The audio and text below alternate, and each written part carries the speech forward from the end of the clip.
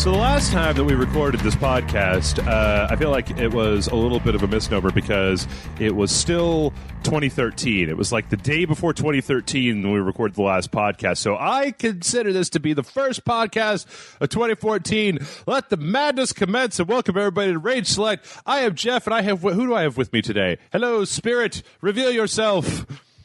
I am the spirit of young Nicholas Hodges, back from the dead. Oh shit! Can you get the spirit of old Nicholas Hodges? Because I want to talk to that guy as well. I want 60-year-old old Nicholas Hodges to tell me about the future of mankind. I'm really interested in the future, Nick. I really want to know about the future. It's pretty much the same as now, except better game. Oh, okay. All right. Hey, you know what? If that's all that it is, I could totally deal with that. That's cool with me. Awesome. Well, didn't you do a new podcast since 2013? Or is this the newest podcast with you and I? Well, no, what I was saying was that Jason and I actually recorded the last podcast like the day before New Year's Eve. So, like, it came out in 2014, but we recorded it in 2013. So it was a bit of a time traveling podcast. Right. But speaking of which, Nick, how was your New Year's? I haven't talked to you in a while. How was your holidays? How were your holidays? How was your New Year's? What's going on over there in England? Well, not much. I think I had a pretty good New Year's Eve. I was waiting for something to go wrong, because like it was the last day of 2013, which is, as everyone knows, it's been an unlucky year for quite too many. So I was thinking that I'm going to get into a fight, I'm going to lose my money, or like something's going to go wrong. You get stabbed, abducted by aliens. Yeah, when that countdown came, I went out clubbing, and I was just expecting to get stabbed in the last 10 seconds of the countdown. There you go. One final thing to go wrong. But obviously, everything worked out all right. You didn't actually get stabbed, right? No. Everything went smoothly. So far it's been a good year. Although it's only been 8 days. Well, so give it time. Hey, give it credit for what it is. I mean, on my side, things are a little bit stranger because I've been trying to figure out games to play for the show this year, and January is a real bitch. We're stretching and going over games that I was just oh man, not that one. Like yesterday, Jason and I recorded Dojo episode for the Halo iPad game that they ported to the Xbox One. Just going, oh man, I think that before this month is out, this month is so dry, Nick, that I think that we're going to probably have to play a sports game. No, don't you dare. That's not like you at all. Well, I think we're going to do it, and I'm going to use it as a test bed, because if we play a sports game and the comments are just top to bottom, you guys don't know anything about sports. Yeah, man. You're right. I don't know shit about sports. You put the ball in the over the end zone, right? You double dribble, then the hockey. I saw The Goon. That was a really good movie where the guy from American Pie was punching people. That seemed like it would be a fun video game, but I don't see a lot of just straight up punching dudes in the face in a lot of the Madden games. So I don't know. You got to let Jason know that wrestling is not a sport, so that should not be counted as a sports game. I have some friends who might disagree with you, Nick. Some friends who run a wrestling podcast, nonetheless. But you know what? I actually have a question for you, Nick, because I was watching. I don't watch a whole hell of a lot of TV. But over Christmas, I had, there was the Doctor Who Christmas special, which I really enjoyed. Yes. I don't know if you're into Doctor Who or not. No, I'm sorry. I'm probably the only Brit on, in our social circle who does not watch Doctor Who. Okay. I've never watched an episode. Yeah. Well, I'm long past the point of trying to tell people to watch stuff that they're not interested in. So, I think that if you're interested in it, I think it's pretty good. The last season, a little meh, but these last two that they've had on, they're the Day of the Doctor and then the Christmas special. I thought they were both really good. I liked them quite a bit. And then just recently, here in the new year, Sherlock came back on. I don't know. And what I wanted to ask you was, I know how big both Sherlock and Doctor Who are here in America. But I'm curious to know if this is one of those things where, as Americans, we're like, oh my God, it's so classy, it's British. Oh, they got those accents and they're so sexy. Yeah. And everybody in Britain's like, whatever, man. He's Sherlock Holmes. He's from here. That guy's a dick, man. We know about that guy. Fuck that guy. That guy's an asshole. I think Sherlock is kind of like a little bit considered cooler because it's like taking an old concept, old detective show, and then setting it in modern time. So it has that as an advantage. Whereas Doctor Who has been around since like the 60s or something. Like it's just continually been on again and again, and they reintroduced the Daleks and all of that. So it's just become a staple of British culture. You know what I mean? Like when Bourne Identity came out, everyone wanted to go and see that. We didn't like brush it aside saying, fuck Bourne Identity, we have James Bond or whatever, Like it was something new. So I think it'll be the same thing with Sherlock. I haven't watched either of the shows, but I guess I never got around to it. I'm going to tell you this right now, Nick, that like I'm not about pushing Doctor Who on people, but at least, I mean, there's some problems in the second season, and the third season's been really pretty good so far. But man, that Sherlock show is pretty fucking good. Hey, dude, I will watch anything with Eggs Benedict Cumberbatch. Like he's an awesome dude. He's got the voice. I heard somewhere that like that they call his fans Cumber bitches. Like, I think that's a little. That might be a little bit offensive if I was a lady. I'd be like, whoa. Hey, at least it's not Cumber Snatch. That would be pretty offensive.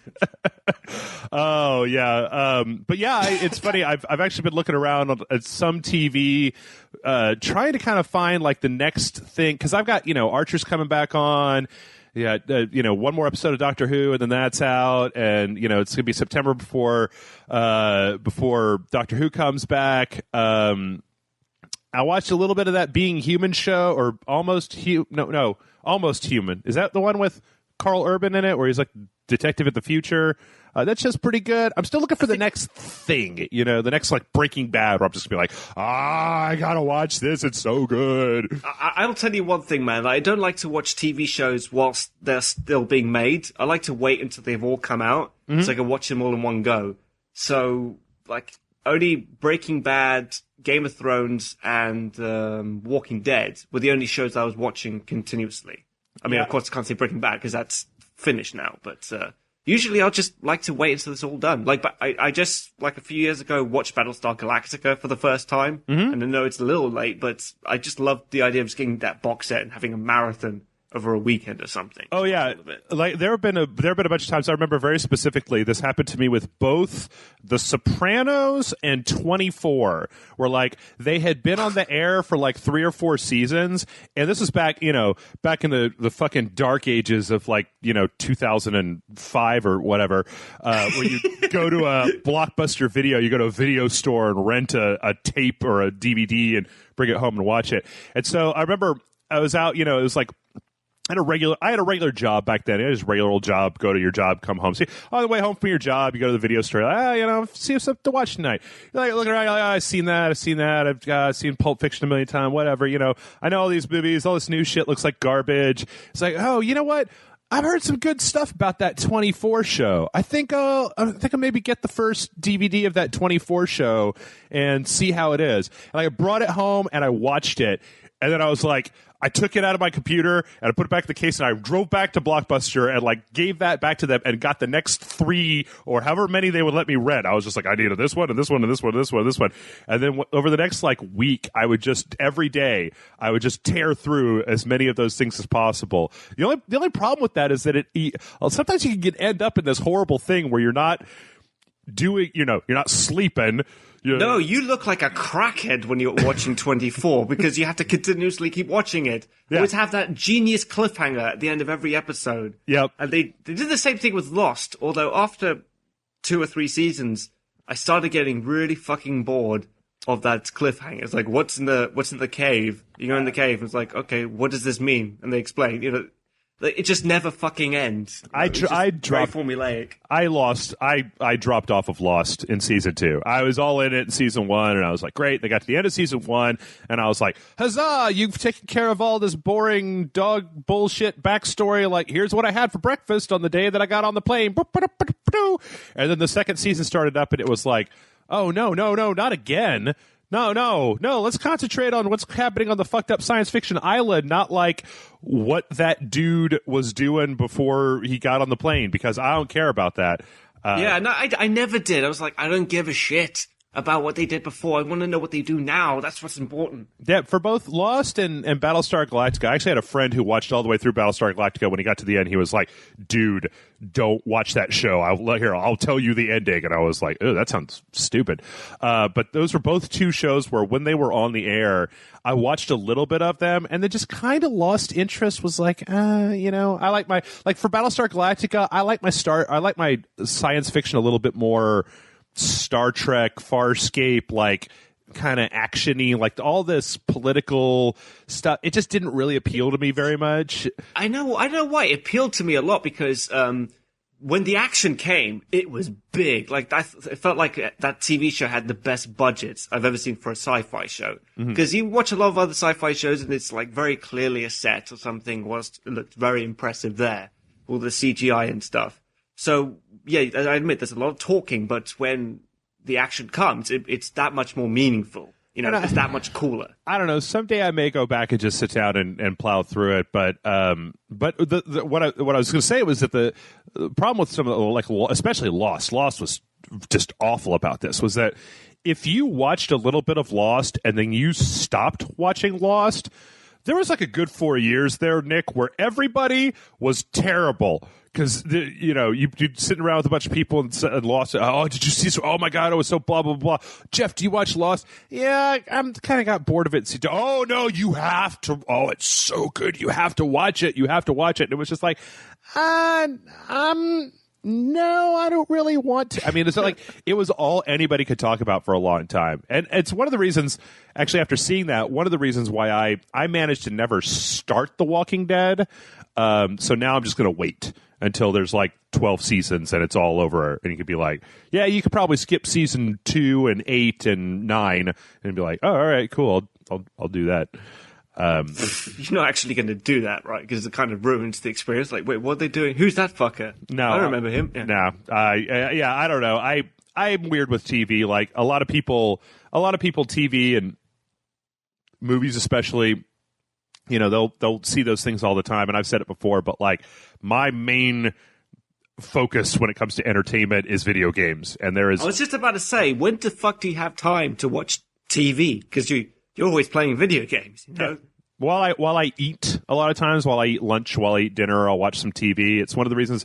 Also, I don't see as many movies as I used to, and then a lot of times on like Sundays, I'll try to set aside some time just to not play games and to just like catch up on some movies that are online or a few episodes of TV show or something like that. But yeah, my primary thing that I do is fucking video games. In fact, I gotta stay away from some video games because I start replaying them, and then it's like, oh, I guess I'm just gonna play all of BioShock again, even though I've played it like 7 times now from start to finish. I guess I'm just gonna go through that whole 9 hours, whatever. I know what you mean, because you're kind of thinking at that point, like, fuck it, you know what? I'm gonna play a game that I want to play. For once, like instead of all these games I have to review, I just want to crack out Metal Gear Solid. I don't care if it's like 10 years old. Fuck it, I'm gonna play it. Yep. I want good quality entertainment. Yep. Well, you know what? That's as good a segue as any into playing games that we want to play where, hey, guess what, everybody? The news is back. And it's mostly because there is actually some news this week to talk about. And the first thing that we've gotten hundreds of emails, and I don't know, and I think that the hundreds of emails are good, is that there's a new Alien game coming out, Nick. Yes! And the fact that you have that response just goes to show me that and especially the response I've seen from people online, the response that you just had is just a perfect example of the fact that, like, no shitty letdown will ever totally crush people's spirits. Like, I'll tell you one thing. If this game lets me down, I'm fucking done with the Alien franchise. You are so not. You're so not. I so am. So not. No. Like, if it was just another Aliens games with like multiple aliens running around, I'd be like, whatever, dude. I don't care. I'm done. But the fact that they brought me back, they knew how to bring me back, Jeff, by just saying, no, but this time there's one. What was that? Mm-hmm. What do you mean? What do you mean? There's one. There's just one alien, and you don't have any weapons, and you're running around by yourself in the dark. I'm like, continue. You know, I'm like spinning around in my chair with my my hands held together. Like, continue. They'd get you back. They'd get you back some way. It would be the thing is that it's always so easy to make. Like what we've got, okay, what we've got here, folks, what we're talking about here is Alien, singular, Isolation, which is a first-person survival horror game where it's like you play as Amanda Ripley, Ellen Ripley's daughter, that they talked about Aliens, and you're looking for the Nostromo or something, and it seems like it's very much like you by yourself and one alien that's trying to murder the shit out of you, and that you're for the trailer. It looks like they're really kind of bringing in elements. It's not so much the trailer, but more if you watch the dev diary. Like they're like it seems like it's almost going to be more like a puzzle game, right? Like it's going to be using the stuff in the environment to try to lock doors. Like you're not going to get a gun. You're going to have to try to figure out how to get away from this thing and lock doors behind you and stuff like that. Kind of like Amnesia. Outlast. Was it really? It kind of gave me an amnesia feel to it. Mm-hmm. Yeah. I could see that too. I mean, just survival horror games where you have no way of defending yourself outside of run and hide, essentially. But you know, the cool, okay, so here's the good stuff. Like when you watch this trailer, I really like the fact that they're doing the whole like. Well, first of all, the trailer for this, and you know, I know. I know what it's going to sound like when I say this in relationship with the Aliens Colonial Marines, but like the graphical fidelity of this trailer is fantastic. Like all the particle effects, lighting effects, and stuff. It just looks really, really nice.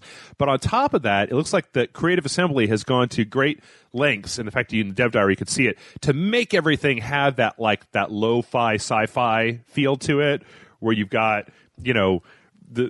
When Alien came out, it was like the future as envisioned by somebody in 1970, where it's like, oh yes, here's 2,000 years in the future. We've all got CRT televisions with these big, shitty, like 320 by 200 readouts of, you know, just giant monochrome pixel displays and shit like that. As they've gone to a lot of great lengths to kind of recreate that aesthetic. And I think that, in the trailer at least, I think it works really well. It works. It's just that I'm not that impressed by it because, like, I'm expecting it. There's no way you can make an Alien game and not have it have that lo-fi tech look. Mm-hmm. I mean, it looks great from the art. I mean, like, I am, of course, a little bit worried because they did the exact same thing with Aliens Colonial Marines. When that trailer was released, it looked amazing. Yep. But this is not Gearbox, this is Creative Assembly, and they've done a great job with the other games they've released, although most of their games have been like strategy games, so I'm actually quite curious as to how this will look out. They made like Rome Total War and Shogun Total War, so I thought they made all the Total War ones. Yeah, they did. They did all the Total War games. Yeah. And, Medieval Rome, Medieval 2. Yeah, so this transition from like, you know, strategy to first person, you know, hope it works out well. It's definitely that's the one thing that is worrying to me, is that, you know, these guys, their primary thing so far has been those types of games, and we've never seen them make a first-person game. We've never seen them make an action game. Now, from everything that you've said, Nick, it sounds like the Total War games, you know, awesome games, great graphics, they control real well, they're not...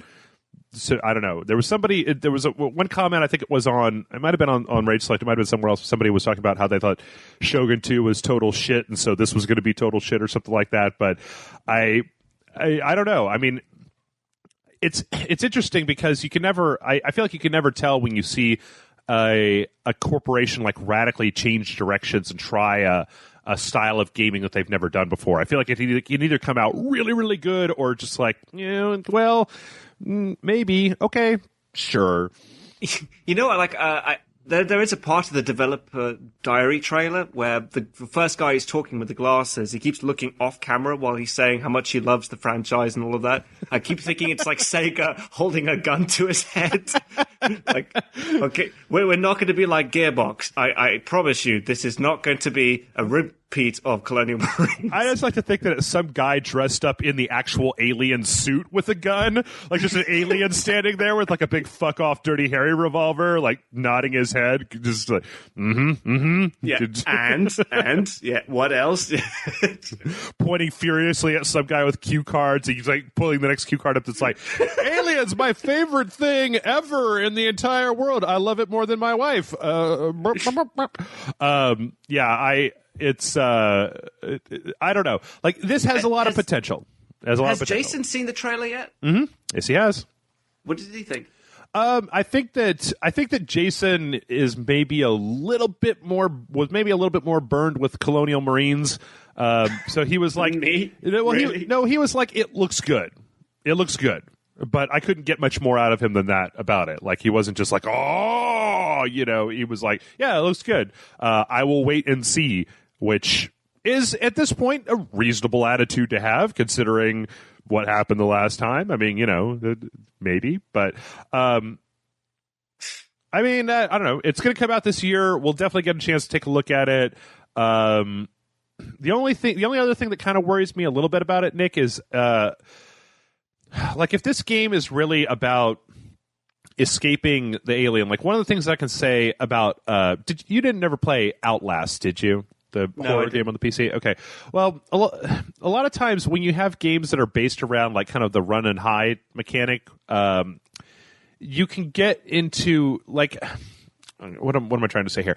It can end up being like a puzzle game that only really has one solution, where once you know that in order to get away from the alien in this particular sequence, you need to get the arc torch, you need to go in this closet and you shut the door, you need to weld the door, then you need to open up this grate, the closet, and get out, crawl through the grate or whatever. And if that's the, like, I really would like to see more of kind of, because what they showed in that teaser trailer, and it's early, whatever, they're going to have more trailers, was very much a sizzle reel where they didn't show a lot of the actual interaction between, like, one of the things that comes to mind is that aliens are big bad motherfuckers, right? They're fast and big and strong and all that kind of stuff. Yes. So, are we going to have sequences where you're trying to outrun one of these things? Like, is it, because if it's the sort of thing where if you see this thing and you don't know exactly how you're going to get away from it, is it going to kill you? Are you going to spend the entire game with a motion sensor out?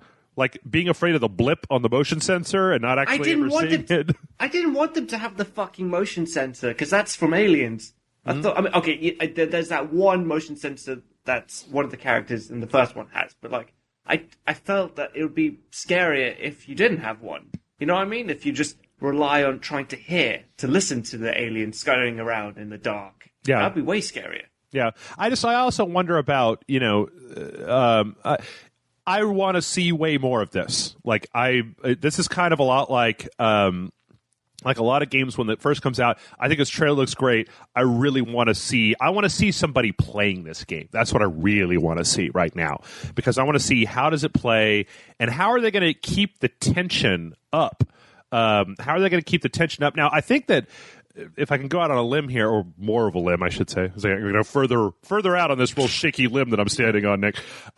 If they were able to take like the mechanics of something like Outlast, where you're running away from an enemy, or even like maybe the Nemesis portions of Resident Evil or something like that. I don't know. Any game where you get chased and you have to hide, blah. And then maybe combine the downtime with something like Gone Home. Did you ever play that? No, what's that?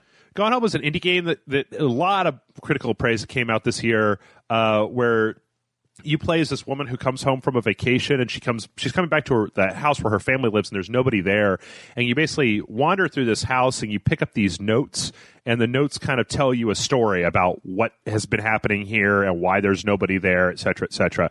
And it's interesting because the game itself, I'm not going to spoil anything here, so you guys don't even worry about it. The game itself sets this very interesting tone but it's a very interesting game because these notes are telling you a really personal story. You're like reading diary entries, and And you're like looking at receipts and just various things to kind of help you piece together like what happened here and why there's nobody here. So if Creative Assembly could essentially make a game where the chase parts were really, really gripping, but then you had in the downtime like this really nice story that you could unfold, that you could piece together on your own, that could maybe make for a really cool game, because you'd be able to create a really engaging storyline that was punctuated with moments of dread from the alien. Because if it's just the alien chasing you the entire time, the problem I had in Outlast was that eventually I got not scared of the guys that were chasing me anymore. I'm like, okay, I know what to do. You go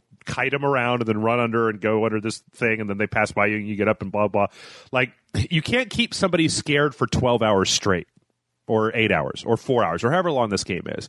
I think that they need to have... I want to see what happens in the downtime when you're not running from aliens, because if you're just running from one alien for 5 hours, that seems like it could get a little boring. I don't know. What do you think? What do you think of that shit that I'm spewing out over here, Nick?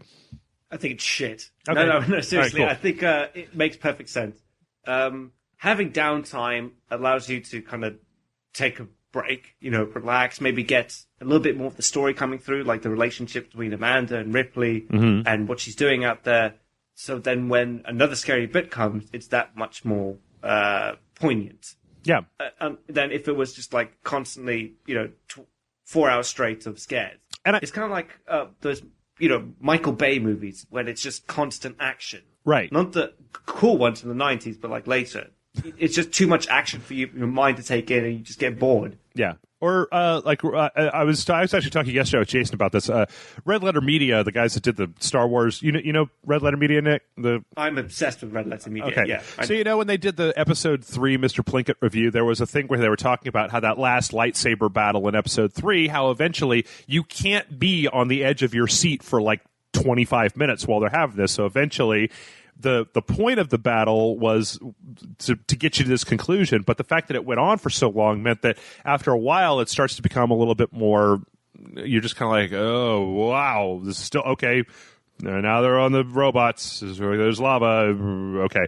So I think that and I also think it would be cool if they did a kind of Gone Home thing, because they could delve into like maybe some backstory stuff for some of the other Marines, stuff that wouldn't necessarily... that could be written around, like, if you could maybe pick up a series of notes that were all like performance reviews of Hudson during basic training that were funny, that were well written, or that kind of thing. You could have backstory for characters that was interesting, that you genuinely wanted to pick up and read, that could give you a relief from. No, I don't want anything to have to read, because that's one of the things I don't like in video games, when they have loads of backstory in written articles that just happen to be lying on the floor. Mm-hmm. They do it in Skyrim, and they did it in Aliens, Colonial Marines.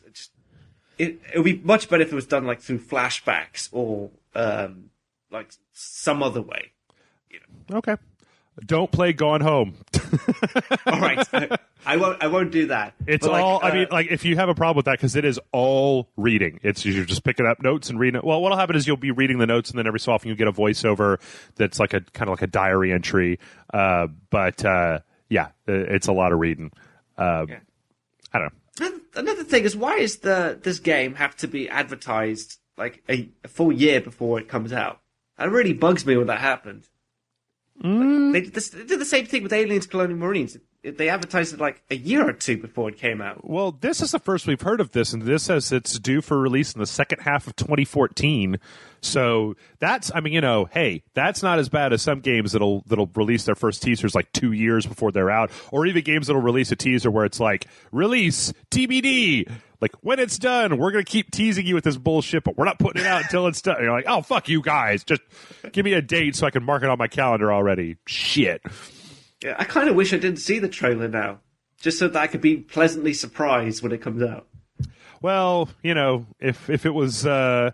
if the entirety of the marketing industry would stop pre-hyping us for stuff, I think that like half of all entertainment industries would just fall apart because, you know, if you don't get people really psyched up for movie 43, you're never going to get stupid people going on the first day that movie 43 comes out to watch it. Like, I watched that trailer. It was hilarious. Ha ha, you know, kind of thing. Yeah, I know, Jeff. I'm just like, you know, just can't wait for it. That's all. Finally, an Alien game that might actually be good. Like, could this be the Alien version of The Last of Us? Who knows? Ooh, there you go. Well, you know, what's coming out? What's coming out soon?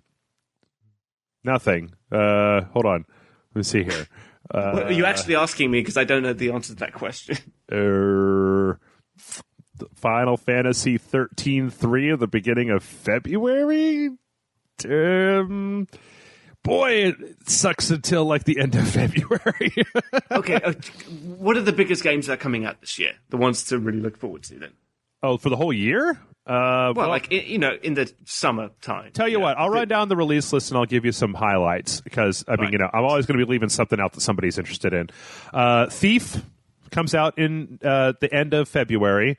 That's true. Yeah. South Park, Stick of Truth, which I'm really, you know, everybody knows. I'm kind of like, I don't know. Comes at the beginning of March. Dark Souls 2, Titanfall, and Metal Gear Solid Ground Zeroes are all in the first couple weeks of March. Infamous Second Son for the PS4 is at the end of March. We got Hobbit, Kingdom, blah, blah, blah.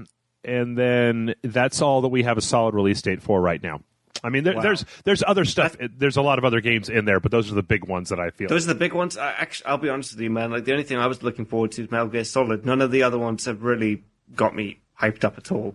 I mean, you know... you were right. Last year had a way better games lineup. Well, no. See, the thing is that there's plenty of stuff on this list that's TBD, right? That's going to come out this year that just doesn't have a date yet. So Watch Dogs is coming out sometime this year. There's true, yeah. new Halo that's probably coming out sometime this year. The Order 1886, that PS4 like medieval game that's probably coming out, or a Victorian kind of werewolf hunting type of thing. Wolfenstein, new Wolfenstein game probably coming out. Bayonetta 2 sometime. Mad Max is probably going to be sometime this year. I don't know why Gamefly has Prey 2 still on their list. I don't think that game's ever coming out. Dying Light, I kind of have a passing interest in. That may be coming out sometime this year. There's new Smash Brothers probably going to be coming out sometime this year. Final Fantasy 15, maybe. I don't know about that one. Let's see. Watch Dogs. The Evil Within, that new game from... what's his name? The Witcher 3 is probably coming out sometime this year. Yes. That's what I'm looking forward to. The Witcher 3. Fuck, I knew there was something. Yeah. It couldn't just be Metal Gear Solid. Are you going to play that? No, Nick. I thought I'd just say fuck The Witcher. I like The Witcher 2 a hell of a lot, but I thought that after seeing the E3 demo last year, and it was one of the best things I've ever seen in my entire life, I decided fuck The Witcher. I'm not even going to play that game. I hate it so much. Jeff, you don't have to be sarcastic, man. It hurts when you make fun of me. No, seriously though.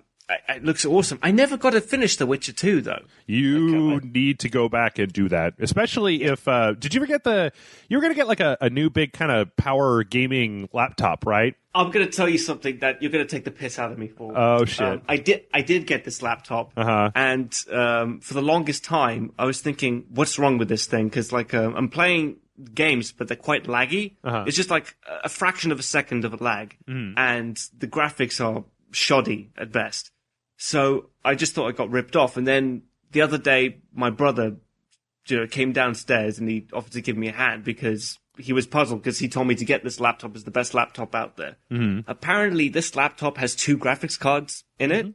And it was set on the shitty one the entire time.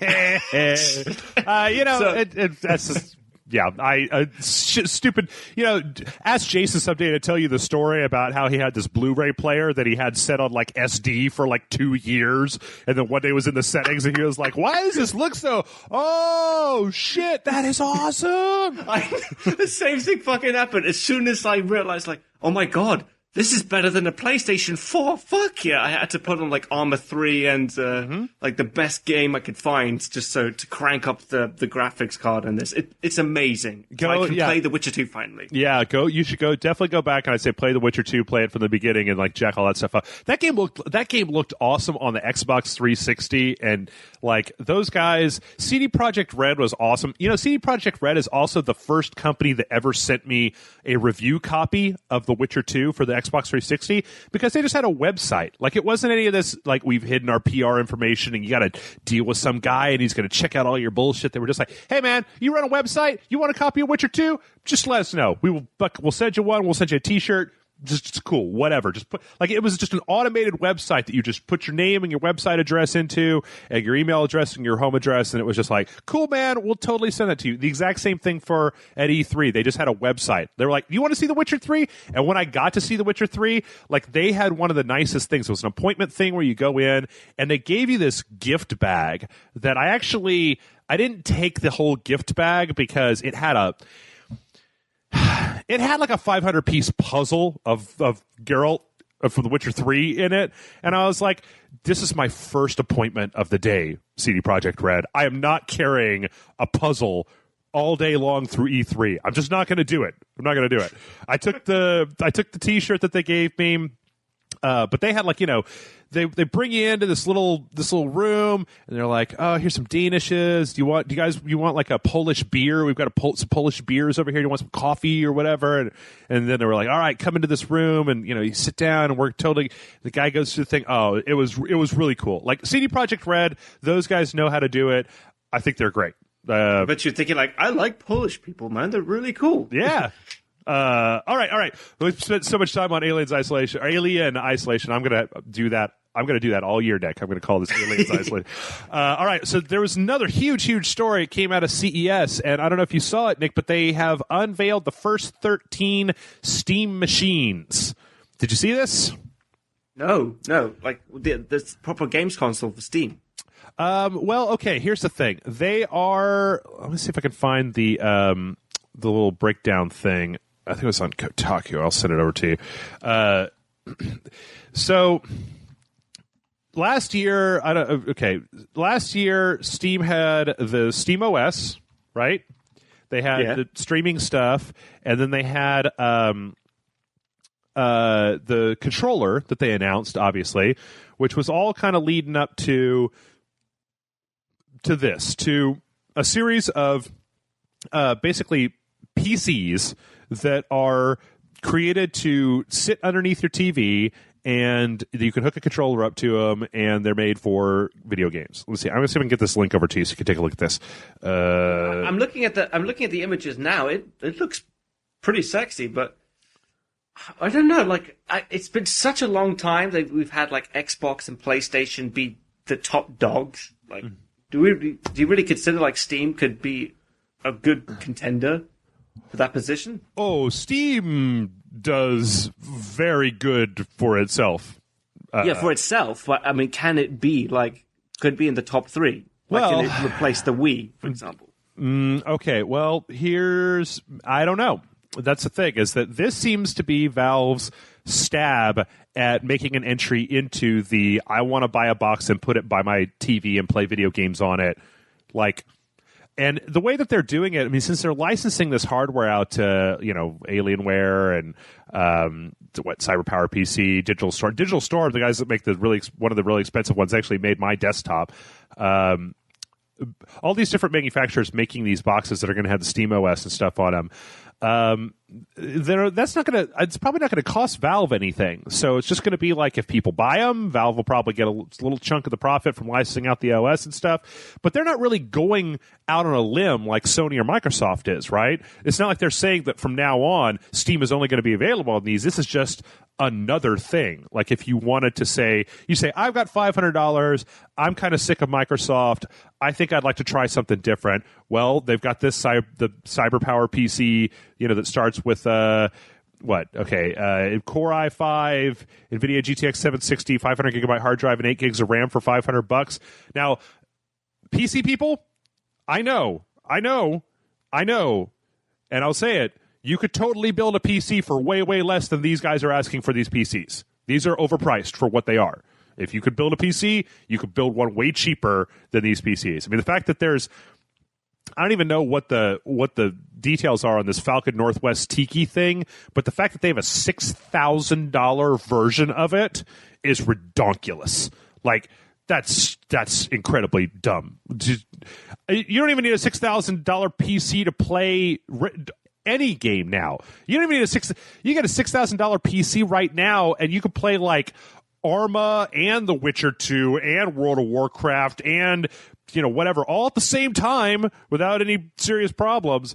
Yeah, that'd be one guy was like having them all on windowed mode so you could play them, at the same time. Well, as I asked a friend of mine one time, I said, like, okay, after a certain level of power in PCs, like, why do you need more power? Like, the power that you've got here, like this video card, right, can run everything that's out there pretty much at max resolution. Why would you ever need more than this right here unless they make a quantum jump in the detail levels in video games? And he goes, well, some people like to run like 4 instances of WoW at the same time so that they can manage 4 different accounts simultaneously. And I was like, okay, that's just ridiculous. Like, okay, that's fine. That's an edge case scenario. There's no reason that most people are going to do that.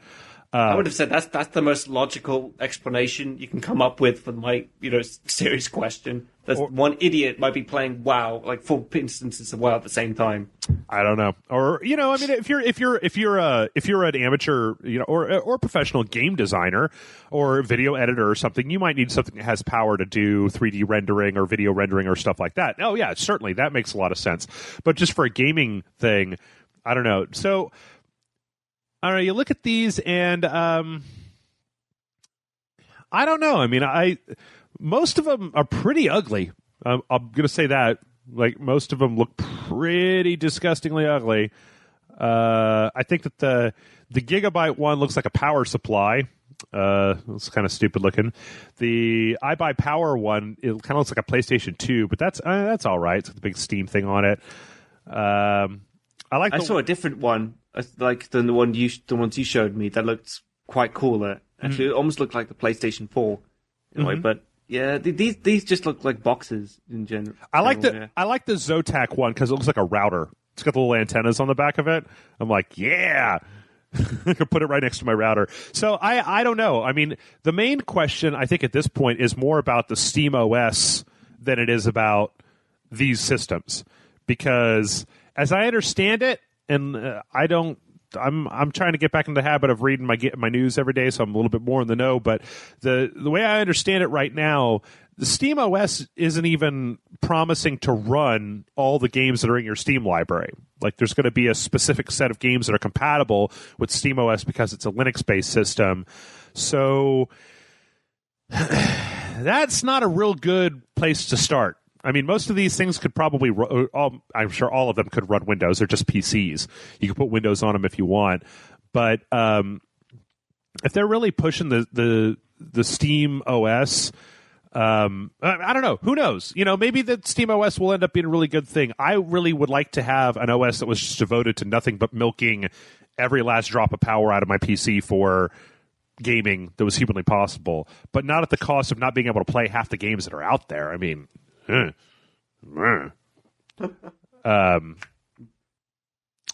on from that. I don't know.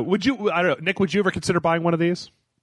Not now. I mean, like, maybe in the future. It's just that, like, I'm very superstitious when it comes to getting PC consoles. Mm-hmm. Not consoles, but like, computers in general, because they always fuck up some way with me. Like, just this laptop, I know all I had to do was just switch from one graphics card to the other, but, I'm just an average person. I don't have, like, an infinite amount of knowledge when it comes to, computers and stuff. So when I get a console, the thing is, I know it's going to work. All I got to do is plug it in and plug in that HDMI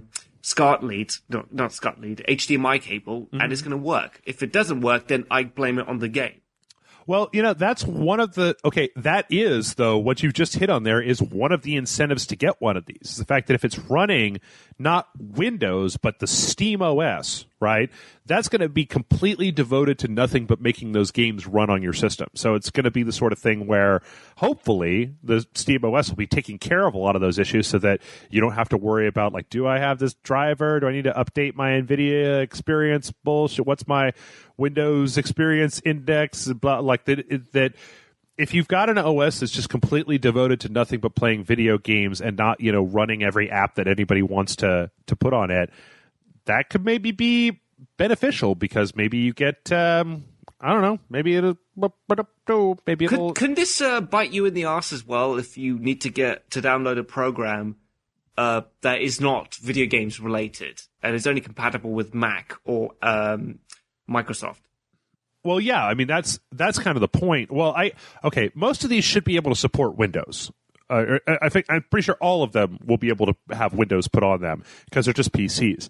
But so you could dual boot. You could have it where it boots up and then it comes to a menu and it says, do you want to go to Windows? Do you want to go to SteamOS? But the whole point of the SteamOS would be an OS that was devoted to video games and devoted to video games to a point where, yeah, if you want to install some scheduling software or PowerPoint or some stuff like that it may not be possible to do on this system because this system is devoted to doing video games. I don't know. I feel like these things have been announced. We probably need more information before we can really talk about them in a real serious way. However, if it is like compatible with those things, then I would definitely consider getting it because it's. Further down the line, you won't have to. Maybe you might not even need to get the next generation console because you have this instead. Once again, I think a lot of that's going to come down to when we start seeing what the performance is like and we start seeing what the SteamOS, how compatible SteamOS is with stuff. So, all right. Well, another big announcement that came out at, what was it? Is it CES right now? Was that what it was? Yeah, CES 2014 was Sony PlayStation Now. Did you see this announcement, Nick? No, what is the announcement? Okay, so Sony has announced that this has been in the works for a while now. PlayStation Now, which is a streaming service that will stream games from PlayStation 1, PlayStation 2, and PlayStation 3 eras on... Okay, what's the total list here? The PS4, the PS3, the PS Vita, Bravia TVs, and other devices.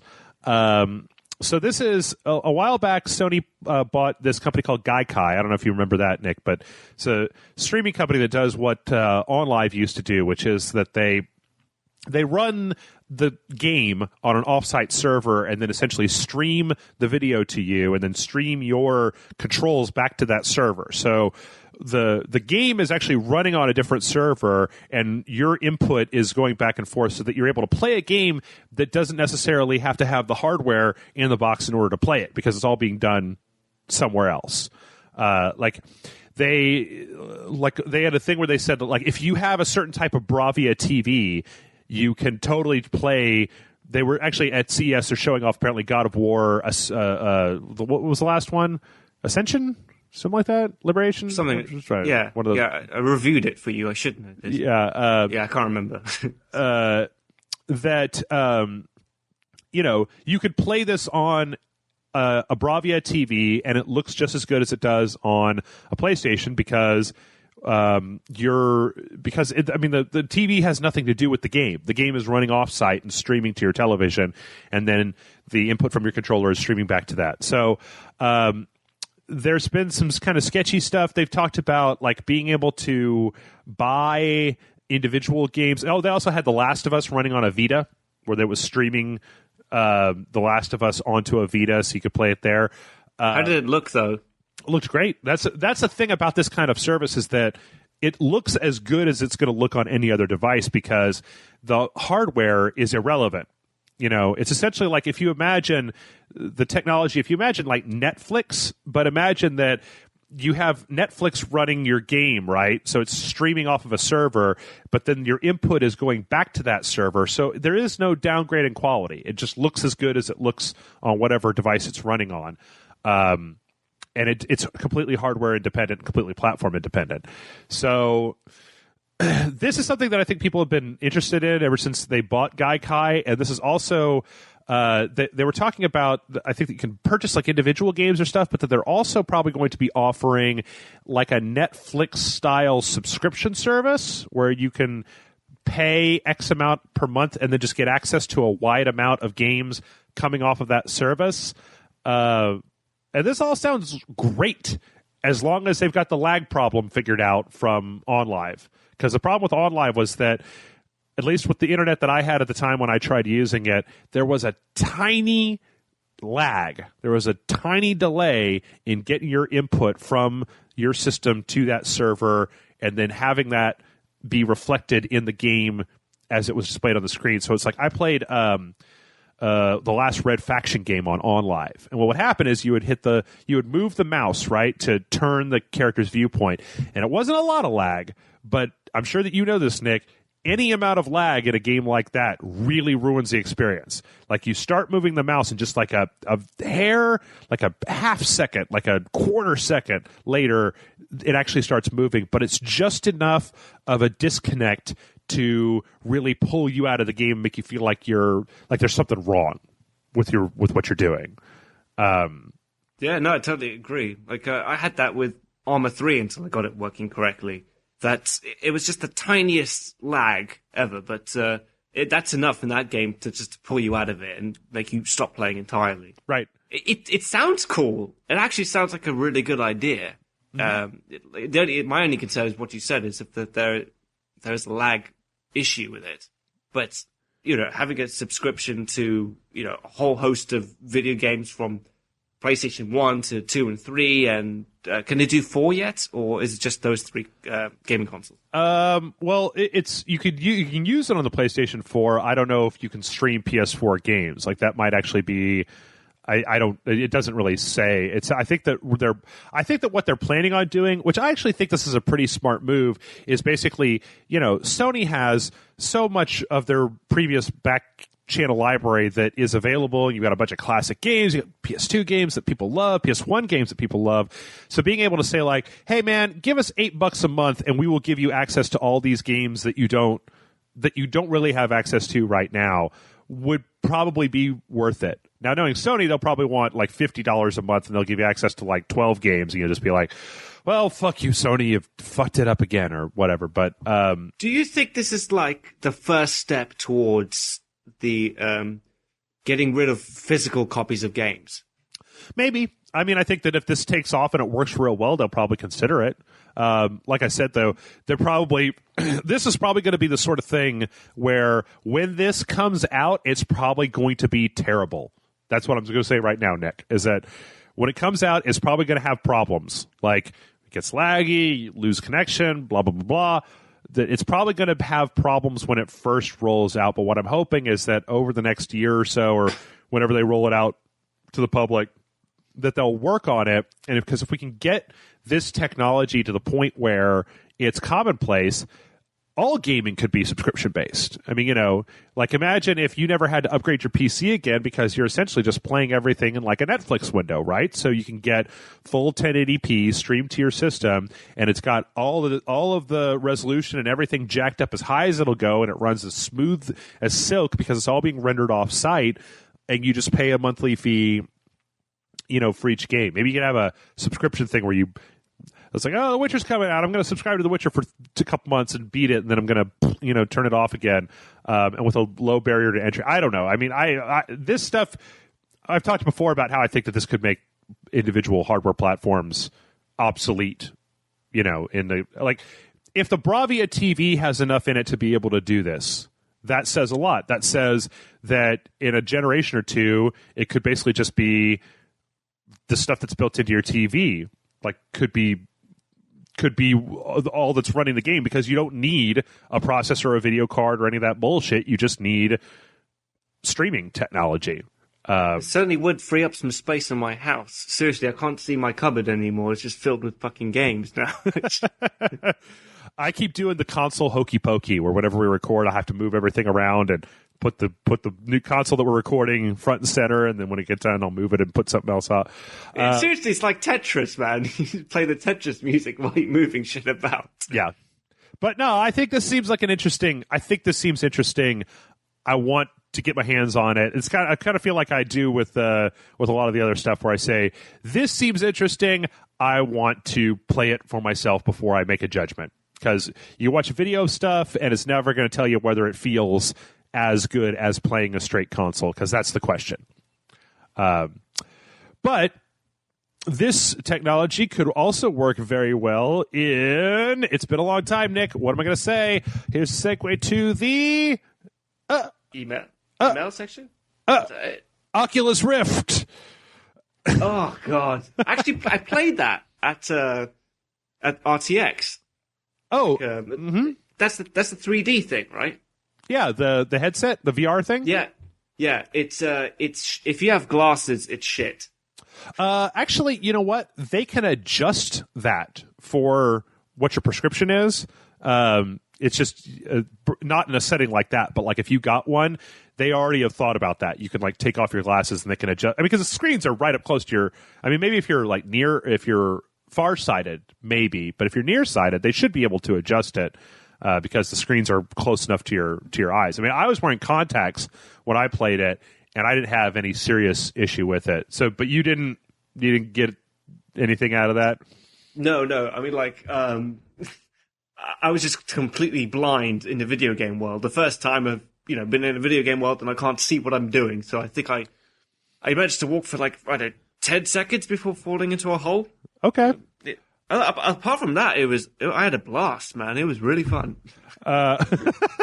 What do you mean apart from that? That's all you did, right? You walked forward and spent all that time putting the shit on. It's like, oh, how's it feel? Is it all right? It's like, yeah, it's fine. It's fine. Okay, all right, go for it. And you're like, all right, I'm done with this. I'll see you guys later. It's like I might as well have just closed my eyes and listened to the game and played it.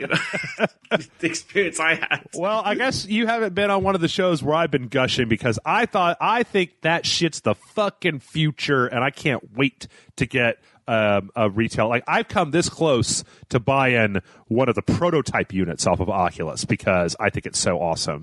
But there was a story that came out that said that there's a new Oculus Rift VR prototype, codenamed Crystal Cove, that's adding in a whole bunch of new shit, which is awesome.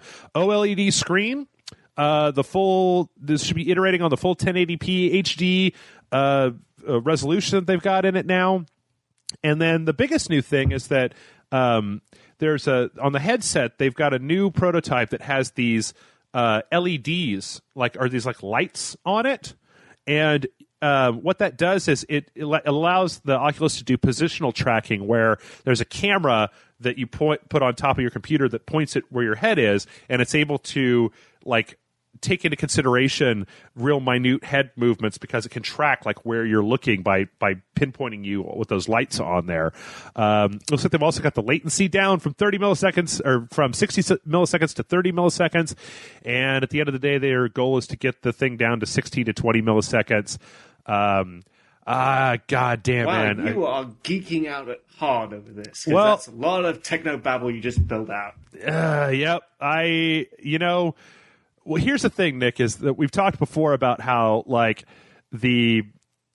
I don't know, maybe you and I have never talked about this, but the current generation of consoles that are out there aren't really doing a shitload to push the medium forward, right? We're all in agreement about that, right? That, No.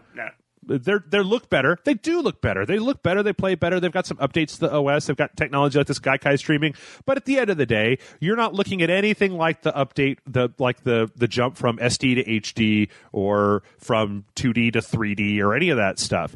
But when I had that shit on, it was so immersive. It was so immersive. And if you have the Oculus Rift and a pair of good headphones on, that's as immersive as I have ever, as immersed as I've ever been in a video game, because they're able to force the 3D by using your eyes to show you that, like the 3DS does, but since the lenses are right up close to your face, you don't have to worry about being desynchronized. You can turn your head, look around.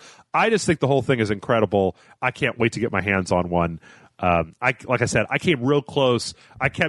Jason kept telling me, no, no, we are a new business, Jeff. You can't spend $300 on a prototype for an Oculus Rift. And I was like, but I wanna so bad. He's like, no, wait, it isn't even the full HD one. And I'm like, yeah, but you could play Skyrim and you could look around. And, and he was like, no, stop it. So, yeah, but if you ever get a chance to mess with one of those, I would love to again. You have to admit though, like it is kind of hard to play in the beginning. Like you have to kind of, orient yourself as to how to move with your head and with the controller at the same time. It's not like you're not going to be like a duck in water as soon as you pick it up. Oh yeah, absolutely. That is incredibly true. But the thing is that we have had. I think that this is just the next. I think it's the next thing, right? Because there was a time when say gamepads, right? There was a time where gamepads for consoles did not have analog sticks. They had a D-pad, had buttons, shoulder triggers. That was it. No analog sticks. And then when the analog sticks came out, I remember N64 and the DualShock, stuff like that. For a while there, for me at least, there was a learning curve to it. Like you had to learn it had to become second nature how far you push the stick. And, it was weird at first because it wasn't the sort of thing that I was used to doing with my thumbs. It was the sort of thing I was used to doing with a mouse and a keyboard.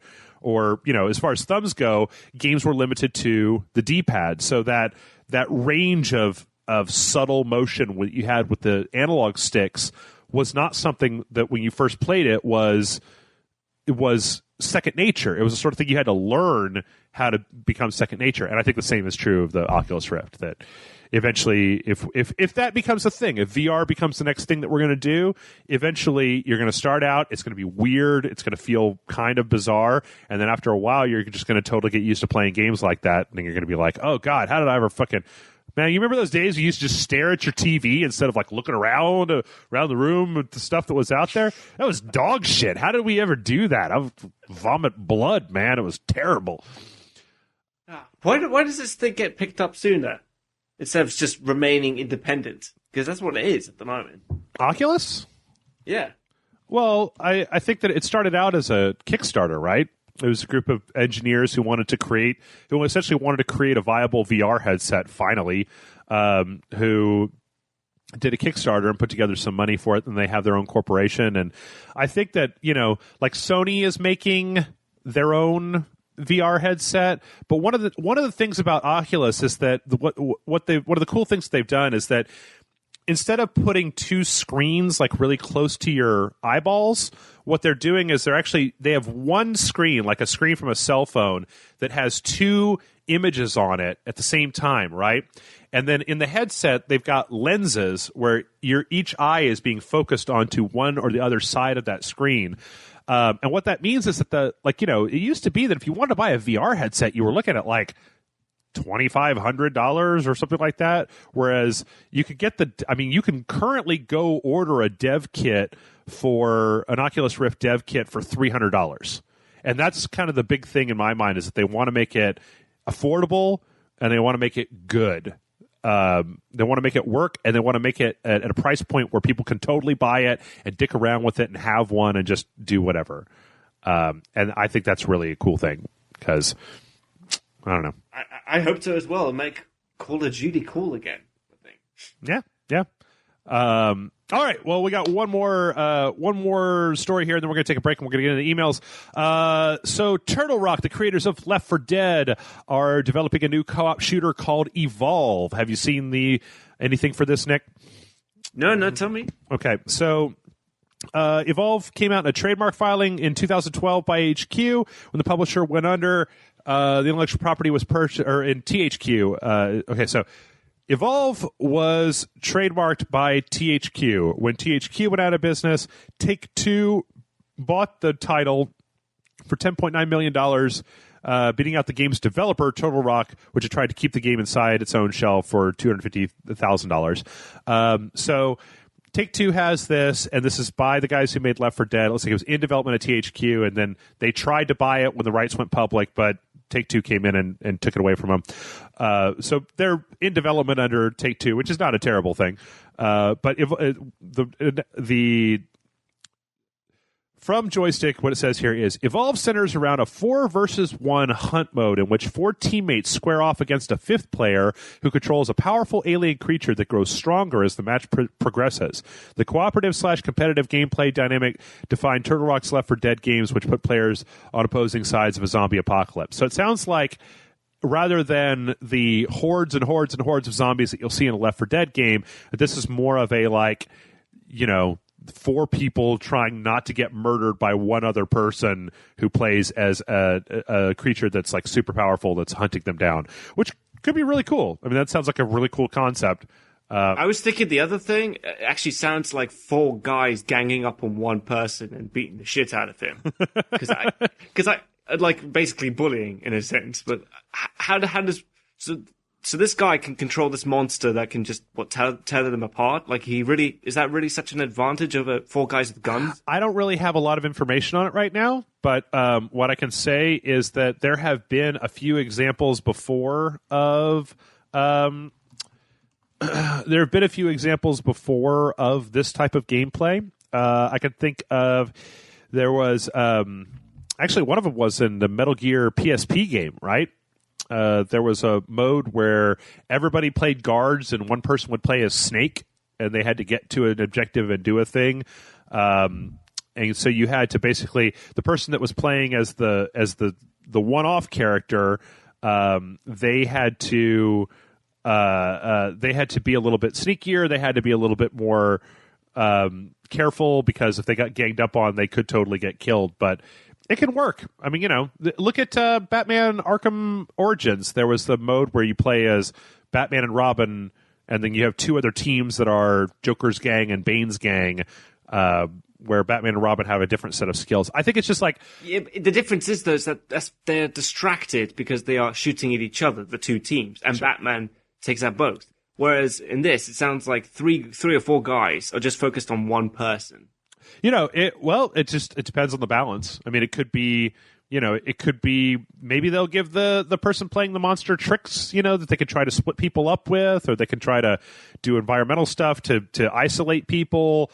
It could be just the sort of thing where that monster, I don't think it will be, but it could just be the sort of thing where that monster could take a fuck of a lot of damage. And so, like in like the brutes or the tanks in Left 4 Dead, like those guys where you're just pumping round after round after round at them and they're not going down, where you really it's not the sort of thing where the monster jumps down and all 4 players are facing towards them and they all start shooting and then the monster dies, where you need to continually shoot this guy for a good 3 minutes while he's trying to rip you apart in order to destroy him. That could make for interesting gameplay. But I don't know. There's a Game Informer story about it. I think it looks kind of interesting. Yeah, it does sound cool. Sounds different, at least. I really enjoyed what the Left 4 Dead team did with Left 4 Dead as far as multiplayer goes. I thought that was really interesting. I'm glad that they're not doing another Left 4 Dead. I'm glad they've just done the first 2 and that's it. Yeah. But they are moving on to something else now. Yeah. All right, well, that's the news, and so I think we're going to go ahead and take a quick break here, but when we come back, we've got a whole bunch of viewer emails to do, so mail@rageselect.com is the address if you want to send in your questions, but we're going to take a quick break, and when we come back, we are going to get into you, the people's questions. And I got some here that are video game related, I got some that are not video game related, I got some that are even London related for you, Nick, so... oh, shit, okay. Everybody stay tuned, and we will be back in a moment. Woo,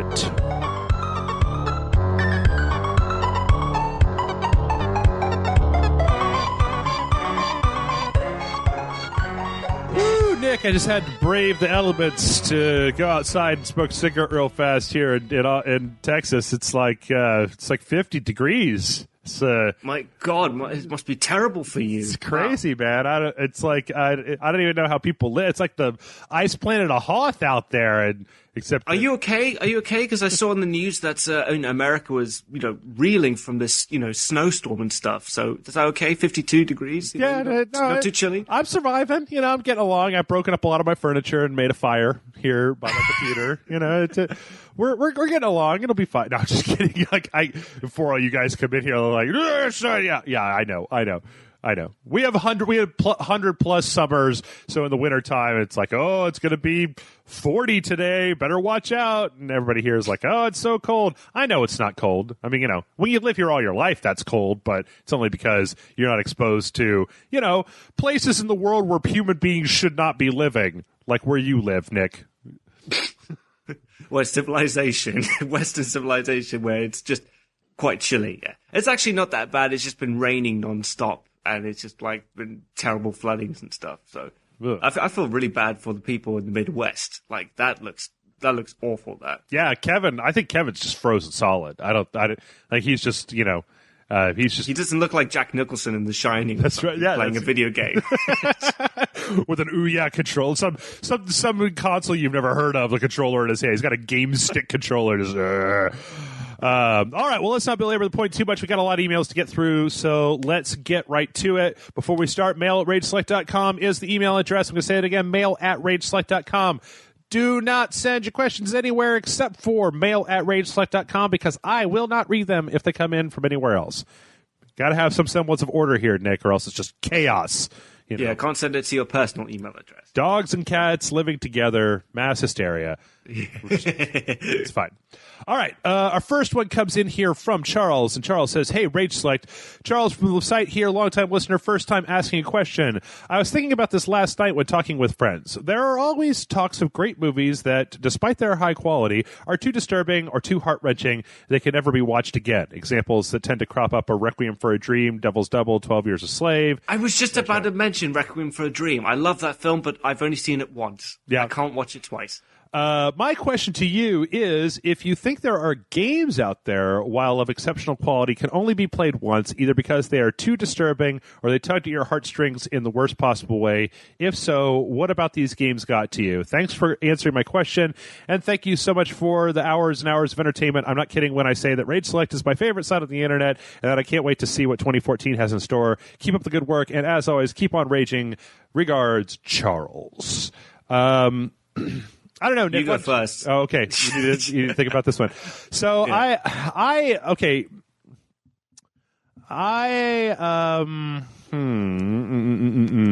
It's hard, isn't it? Well, the thing is that there are games out there that'll there's games out there that tug at my heartstrings. Like I've talked before about the end of Metal Gear Solid 4 was that was real emotional for me. Or there'll be times where you get kind of choked up about stuff. I think the first time I played Gone Home and I got to the end thing that happened there, I got a little choked up with that just because of the way the story was going or whatever. So there are games that are definitely emotional. The thing is that I feel like this question, for me, a lot of times that, at least with the current place where video games are, that type of emotional resonance, no, wait, you know what? I do have an example of this. I will probably never play The Walking Dead Season 1 again. I played it. I beat it. I don't really have any interest in going back and playing it again. Like, it was very emotionally engaging while I was playing it, but I think the problem here is not so much that that the emotional engagement was so deep that it keeps you from wanting to play it again. It's that once you've played it for the first time, you don't get that same hit the second time. At least for me. That kind of emotional engagement is kind of like a drug. And it's weird because I don't really have that problem with movies. Like, I'll watch Shawshank Redemption or something. And man, I tell you what, I cry like a little baby every time they end up Shawshank Redemption. Oh, those two, they're friends. They're in Mexico. I always did find that funny, that scene. He's like, do you remember where to meet me in Mexico? If that was me, I'd be like, shit, I can't fucking remember. Damn, why didn't I pay attention?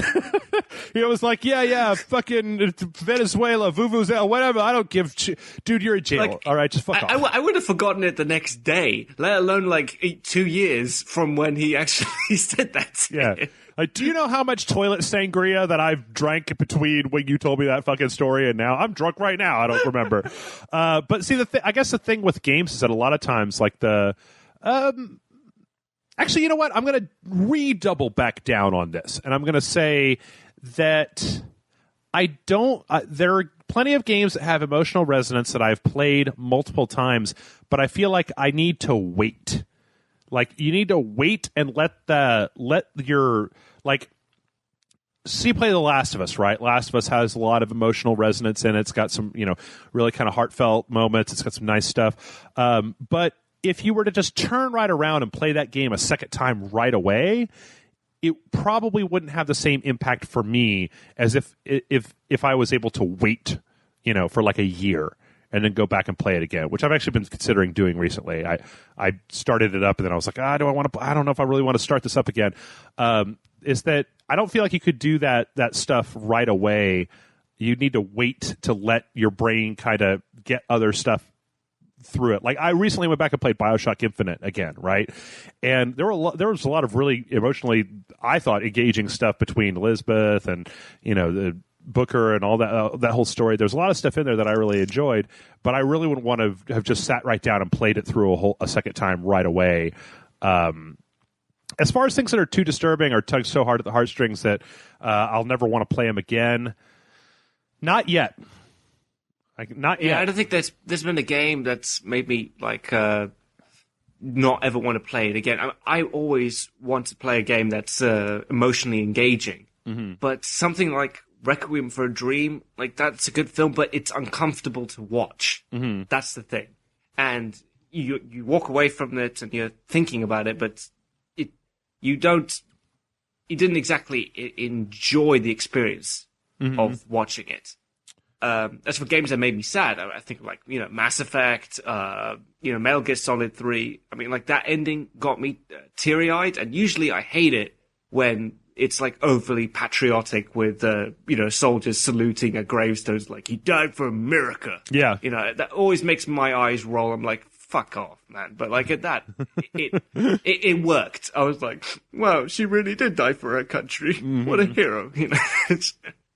I think, probably the closest that I've ever come to that, and it's not even on that list, but maybe the closest that I've ever come to that was probably Papers, Please. Because Papers, Please is a grim game. It's not exactly fun. It's more of an experience than it is a straight-up video game. There's another one out there called Cart Life that is... Is that on Steam? We might have to go back and play Cart Life. It came out. Cart Life is basically just this simulation of the horrible realities of working a shitty job every day of your life. Like, it sets you. Why up. would I want to experience that when I live it every day? Well, once again, it kind of goes back to the question of like, did you ever play Papers, Please, Nick? Do you even know what that is? Have you heard of it before? Nope. Papers, Please Papers, Please puts you in the role of a person running like a security checkpoint in an Eastern European country, right? So you sit in there, and the first day you're in your little booth, and they'd say, okay, here's the thing. People are going to come in with their passport. You need to look at their passport. You need to make sure that all the information on their passport is legit, and that they're like the entry visa is coming from the place they're coming from or whatever. And then you can either stamp it like accepted or denied, and then you give back their passport to them, and then they leave. So at the end of every day in Papers, Please, you get graded on the number of people that you successfully either accepted or declined and let through the checkpoint. You get paid for that. And at the end of every day, you've got a wife, a wife, a kid, and like a mother-in-law that are all living with you. And at the end of the day, it gives you your salary, and then it takes out like your rent and the heat and the food and stuff like that. And if you don't feed or heat your family, they get sick or they'll die or whatever. But then the game starts making the game starts making the people that come into your checkpoint, they start coming in, and like a person will come in and they hand you their visa, right? And their visa's wrong, like it has some incorrect information on it. And so you highlight that and you ask them, you go, hey, there's something wrong here. And they go, please look, I know that my papers are wrong, but like there's this guy that's going to kill me if I go back to my house. I need to get over the border where my sister is so I could escape this fucking crazy guy who's going to murder me. And so you have to decide, like, if you let her through, you can get dinged for not checking her papers, and then, like, you lose money based on that. But if you send her back, then like the next day you get the newspaper and there's a story in there about like woman brutally beaten to death, and it's just like, fuck, that was that girl that was at the checkpoint yesterday. There's this real grim game, but I think it actually says a lot about, it's one of those games that's more about showing you something about life that you maybe don't already know or take for granted. I don't know. That's a cool idea. I like that. So Cart Life is very similar, where Cart Life is like a simulation. Well, not very similar, but Cart Life is a simulation where you're working a real low-rent job, and part of the game is making this very simple simulation. I've never played it, but this is what I understand. It's a very simple simulation of life, of like, you made this much today. Okay, your kid needs new clothes. You need food to put on the table. You want to do this, but you can't afford all these things. So you have to make these hard decisions about how do you make the money that you have work, and do you walk your kid to school so that they're safe and that they're happy, or do you go to work early to try to make money to be able to get them blah blah blah blah. So there's kind of a section of games out there, and I don't know what you would call them, like Life Simulator or something like that, where they're kind of trying to drive home some life lessons, and sometimes that stuff can get a little ugly to the point where you're like, I don't know about that. That's about as close as it's ever gotten for me, though. I definitely want to check these games out. I mean, like, it's something different than the usual killing thing. Dude, you should definitely check out Papers, Please. Papers, Please is fucking phenomenal. I think it's like $5 on Steam or something like that, maybe 10. All right, well, let's move on. Our next question is from Just Simply K. Kay says, greetings, Rage Knots. With nostalgia becoming one of the biggest markets in gaming, especially indie gaming, I thought to ask you all, what are you personally nostalgic for? Kay. So what do you think, Nick? What hits your nostalgia buttons more than anything else? Like in games or movies or in general? Games. Like anything. In games. Oh, 16-bit graphics kind of get me like my nostalgic blood pumping. The music from those old days definitely does. Like you've got Super Mario Brothers, Super Mario Brothers, Sonic the Hedgehog, Tetris. Like that makes me kind of like revisit my inner child, basically. Any specific types of like gameplay? Anything that involves like just you running around and jumping, collecting coins and stuff like that. Like when we were playing that Scott Pilgrim versus the World game, that made me kind of harken back to the old school, video games that I used to play. Yeah, I agree. There's a lot of like for me, I think that the side-scrolling Metroidvania style game, right? 2D side-scrolling where you can't get to this area until you get the jump boots or whatever from over here, blah, blah, blah, blah. Like, I know a lot of people are a little bit tired of that, but when that shit is done well, it's some of my favorite types of video games ever.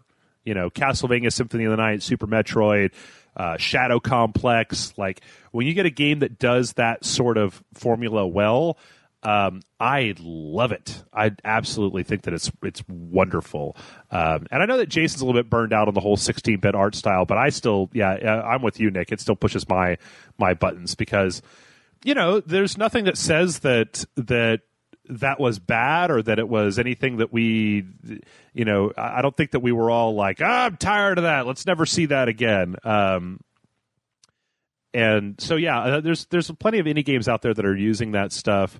And I'm glad to see them. I'm glad to see them. There's this game that I bought recently called like Valdis something. It was an indie Steam game that's kind of a Metroidvania game, and I've been kind of staying away from it, Nick, because I don't want to get too deep in there unless I just like go, all right, fuck it. Site's shut down for 2 days. I'm going to play this game. Screw you guys. Yeah, you live in the wrong city to play these kind of games. I mean, like if you were living in London or New York, where you had to use the subway every day, that'd be perfect to play on your phone. Just going to work and stuff. Yeah, maybe. I don't know. I mean, like I don't go to work, so. Oh, it's true. You work at your house. Yeah, I'm never if you were away. if you were visiting a buddy or something, or just going to the IMAX on the other end of town. I got to tell you though, you know what? I'm gonna expand my answer to this question by saying that like. look for genres, like video game genres that have fallen away over the years.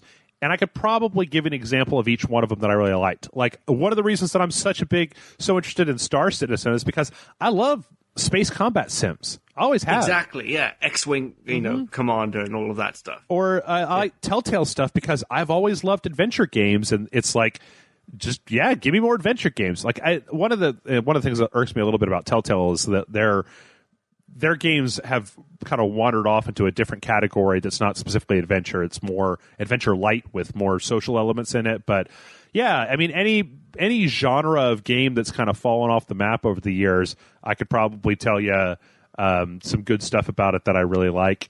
And I could probably stand to see some more of. Turn-based strategy. The tactical turn-based strategy, like XCOM and Fire Emblem Awakening. There's a game coming out next week called the Banner Saga that we're going to look at that's being made by some ex-BioWare people. Looks really cool. I can't wait to play that shit because I love... What's the name of it again? The Banner Saga. Banner Saga. Okay, I'm going to put that on my bookmark there. So any of that stuff... Like, I think it's great. I would really like to play the Wasteland 2 that just came out, but they want $60 for the early access version of that on Steam, and fuck that. I'll wait for that game to be a full thing before I spend $60 on it. All right, next one comes in from Sun, and Sun says, Dear Jeffrey and company, if IGN or other big video game websites approach you and offer to buy Rage Select, would you take it? Thanks for reading my question, Son from Houston. And this is actually, there's another one that Ian wrote in and said, Ian says, hey guys, my question is directed to Jeff. If GameStop offered to buy Rage Select for $250,000 and own you like Hollywood owns Spill, would you accept the offer, or would your hatred of GameStop prevail? Thanks guys, and keep up the great work, Ian. So I don't know. I was actually, I looked at this question and I thought, you know what? I can also throw this question over at Nicholas Hodges and say, like, hey, man, what if you put out, like, your first movie review and some company comes and they're like, oh, dude, we want your website. We want to buy your website. Would you take the money? Would you sell out for $1? What do you think? First thing I would do is, like, research into the company and see how big they are and exactly what it is they do. Yeah. Because we both have had bad experiences before. But generally, I am in the stage where I am desperate for work. So you bet your fucking ass that I would sell out. You know, I'm trying to start my life. I could be wise when I'm old, basically, Jeff. You know, this is the time when I'm allowed to be stupid. Right. Well, I'm getting in the time where you're not allowed to be stupid anymore. But what I could say is that I would probably seriously consider an offer from a bigger company as long as, you know, I would like to get to know the people and make sure that we were going to have a certain amount of control over what we're doing, that it was very clear between us and the company kind of what they expected as far as hits or content or things like that. But you know what? I'll tell you, Nick, right now, oh my God, like... You know what I miss more than anything about working for a big company is, you know, I got to send out I-9s. I got to do the taxes for the people that I've paid this year. I've got to, like, every quarter I've got to file with the city of Austin the income tax or the state sales tax returns for the sales tax on the shirts that we sold through the shirt store. Like, if there's, like, invoicing and money management and that kind of stuff, like all that stuff I have to do all of that on top of all the rest of the stuff that I'm doing. And what I really miss about being under the umbrella of a larger corporation is when somebody else is in charge of all that bullshit. You know, like, you get paid, boom, you're done. Like, I get paid this much and I'm always going to get paid this much, and then you guys are going to take care of health insurance and this thing and that thing. Like, I like having the support staff in place to be able to offload some of that stuff, to be able to really focus on other stuff, you know, that I really would like to do. And that's probably would be one of my primary motivations if there was this fictitious organization that wanted to buy us. It would be like, I just want to get back to the point where all I have to do is focus on playing video games and putting out content. Where I don't have to worry about, you know, people have a problem logging into the website, or, you know, this person wants to send me something, and so sometime this week I got to go set up a PO box, and then I got to go to the PO box. I got to make sure.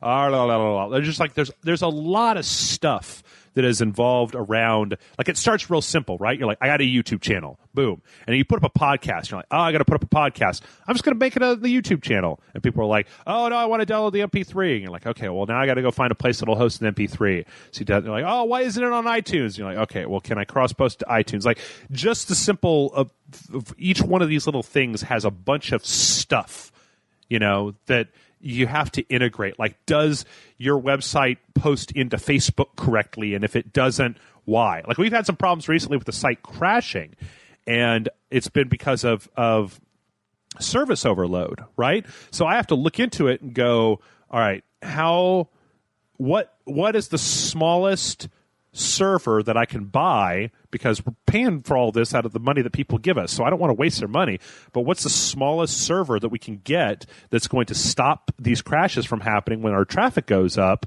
but is not going to be so much that we're not just wasting money on it? Like, all that kind of stuff, if we were owned, would be handled by somebody else, and would be really cool to be able to not have to worry about that stuff in addition to the other stuff. Yeah, but the thing I'd be worried about, and I think you'd agree, is that whether the fictitious company is, buying you simply to, get rid of competition and to make sure that there is no growth whatsoever. That's what I'd be really concerned about, because then you're stuck under contract. You can't move. Whereas when you're independent, it sucks because of the pay, but at least you have some wiggle room and control. You know what I mean? Yeah, absolutely. I'm not saying that I would probably consider it, and it would probably be the sort of thing where if this fictitious organization was a reasonable place that was like, hey, we like what you do, we want you to keep doing it, but we just want to make sure that you're getting to more people, and we think that we can make you some money, and then we can pay ourselves, like, that's all fine, that's good, that's great. If it was like, yes, we would like to buy you, and then we're going to tell you what you're going to do, and we're going to do a blah, blah, and all your shit's going to belong to us, and you're never going to get to use it again. Well, you know what? I already have a whole bunch of videos that I can't put anywhere, Nick, because of contracts like that. So I'm not really looking to do that a second time. But I would consider it if it was a thing, I guess is my answer. Sell out. Yeah. What it boils down to. You fucking sell out. Hey, you know what? If GameSpot wanted to give us $250,000 from our website and let us keep doing everything that we're doing the same way that we're doing it, but they just wanted to host us somewhere else or do whatever, I'd be like, fuck yes. Because you know what I would do is I would pay off my condo, and I would give Jason enough money to pay off his mortgage, and then the two of us would be able to do whatever the fuck we wanted to with just very little overhead. We wouldn't have to worry about half the shit that we have to now, because you don't have to pay rent anymore, Like, if you could just get rid of that one big thing out from underneath you, like, a lot of the rest of the financials become pretty insignificant.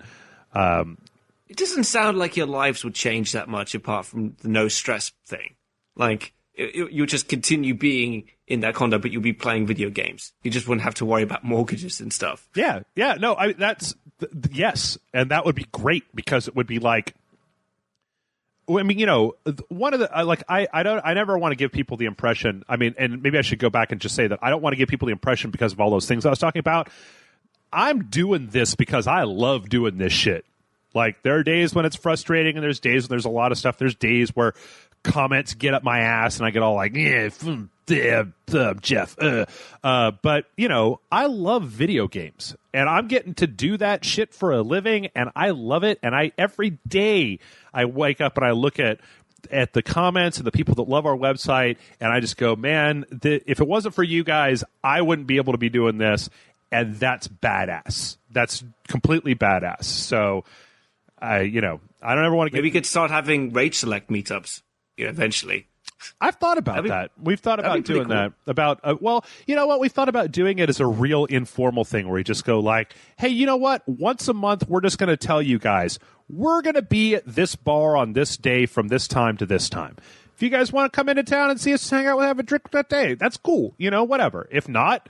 Jeff and I, Jason, Grant, and I will just sit there, and we'll just hang out at a bar on a Friday night like we normally do. But maybe once a month, just put that shit public and be like, hey, if you guys want to come and see us, we'll be over here. Which actually, you know what? If you people listening have any interest in that, let me know in the comments, because, it's not a bad thing Well, what? Grant and Jason and I ending up at a bar on a Friday night. Whoa, hold on to your hats. When does this crazy madcap world that we're talking about? Like, chances are that shit's going to happen anyway, but we just don't know if it'd be the sort of thing where anybody would really be even interested in showing up. Yes, they would. Well, maybe so. I just don't know how many fans we have that are local or local enough that they would be interested in driving out to see us or whatever. I mean, we've got a few fans that are local here, and I've got a few, people that I know from other podcasts and stuff where we'll go and hang out on a Friday night. But if there's people in Dallas, like I don't know if they're going to drive the 3 hours from Dallas to come down and just drink with us. Like, I don't know.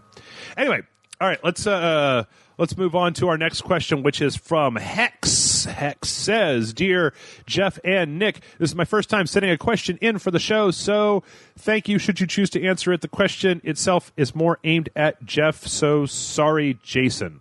Okay.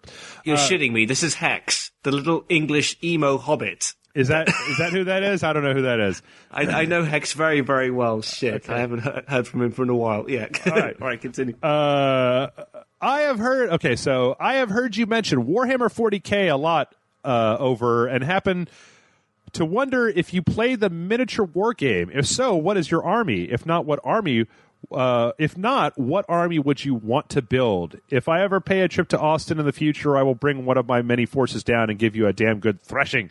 Thanks again. Keep up the good work. Hex from London. I don't, Nick, do you? Yep, that's Hex. Yeah. Okay. You know this person. Do you do for 40K? Are you into 40K at all? When I was a kid, I think I bought figures once, and that was just to paint them. But then I got, I just wasn't interested enough in playing it. Mm-hmm. But I'm familiar enough with it. I know Hex is obviously like a really, really big fan of it. He goes on about it all the time. So. Yeah, I know that. I know there are a few folks out there. I think Cargill is really into Warhammer 40K.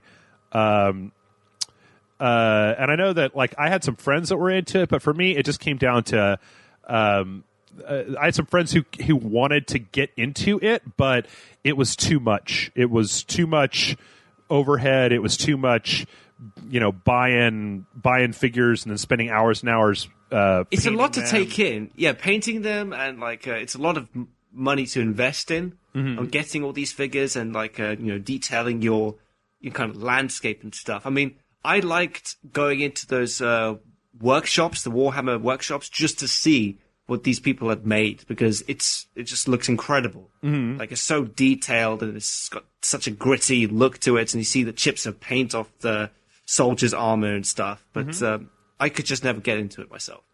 It's one of those things where the overhead is just too high. But I will tell you right now that when it comes to, like, I have never played it. I do, but one of the reasons that I really like the games, like, I think a lot of people were kind of meh about Space Marine. I thought Space Marine was great because I love the Space Marines in Warhammer 40K. I don't like. They do look awesome. They look really cool. Yeah, I like. I like the RTS. One of the RTS is the one where they introduced the Shadow of. I don't remember what it was. One of the expansions they introduced where they introduced the Necrons. They actually had a map, like a Risk style map, where you would move armies around, and then when they clashed with other armies, you would go in and play the actual real time strategy game. I had to uninstall that game, Nick, because I was just fucking. It was destroying my life. I was like, one more turn. It was killing me. I had to stop. I had to uninstall it. I had to delete it because it was just messing me up. So yeah, anytime where you can play the game without having to spend hours painting figures or making terrain, that's cool with me. But as far as like the actual armies, there's at least, let's see, there's a few factions. I'm all about the humans in the Warhammer 40K universe, because when it comes to a lot of role-playing and fantasy, Nick, I don't know if you know this about me, but I am a xenophobic motherfucker. Like, when it comes to D&D, you know what my favorite class is? Human fighter. Why? Because they just hit you with a sword. They don't need any of their dumb elf tricks. Got +2 dex. I live for 1,000,000 years. Or, I'm an orc and I regenerate. Blah blah blah. Actually, I like the orcs in Warhammer 40K, but I like straight up humanity a lot of times in science fiction. I like it when you've got these monsters and people with all these powers and shit like that. I think you've just got a bunch of humans just going like, oh, fuck you guys. We're just going to, God damn it. So I think that the factions that I like a lot are the witch hunters. Do you know about them? You know way more than me. I mean, like I just remember like seeing the factions in the workshop. Like they're so detailed and they're all like so. They all got their own identities and stuff. Like I always thought that it would be cool to see them in a movie or in a big epic game, kind of like if it was done Mass Effect style, but in the Warhammer 40k universe. Like, that'd be awesome. That would be awesome. There was an MMO that was in development for a while, but I'm pretty sure it crashed, it crashed and they were going to make it into a single player game. And then I don't know if that is still happening, but the Witch Hunters, those guys are like a faction that goes out to root out chaos, which is this corrupting factor in the Warhammer universe. So they're basically like a bunch of inquisitors, which, like Spanish Inquisition and the Inquisitions in human history, those are pretty shitty and they did a lot of fucked up things. But in the Warhammer universe, I kind of like the Inquisitors. Like they're like old Puritans with battle armor and shit on. And then there's I like the Legion of the Damned, which are this group of Space Marines that just show up every so often. Like they're lost and nobody really knows who they are. They've got black armor with all these skeleton bones on it, and they'll just appear from time to time, like when they're needed, and just start fucking all this shit up, and they'll just like turn the tide of a battle and then just disappear, and nobody knows like where they went or whatever. I also really like I said before, I really like the orcs because the orcs are hilarious in Warhammer 40k. They're unstoppable idiots. It's just like, like there's a I've heard this before and I don't know if it's canon in the Warhammer universe that the orcs so Nick, in the Warhammer universe, the orcs they look very like steampunky, like they're driving around in these dumb, like they look like redneck dune buggies, and they've got these guns like they were put together from scrap metal and stuff like that.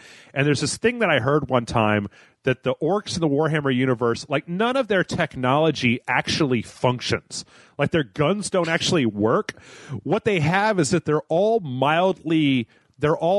somewhat like telekinetic, and that their belief in the fact that their guns will fire combined with this telekinesis is what actually makes the shit run correctly. That sounds bullshit. What the fuck? I that makes no sense. I actually preferred it. I thought they would just like pick up guns from fallen enemies or something and just use those. I thought that's the kind of race they were. Not this telekinetic bullshit where it's that they actually have no control of the telekinesis. They just believe that the gun will fire, and that's what makes it fire. Right.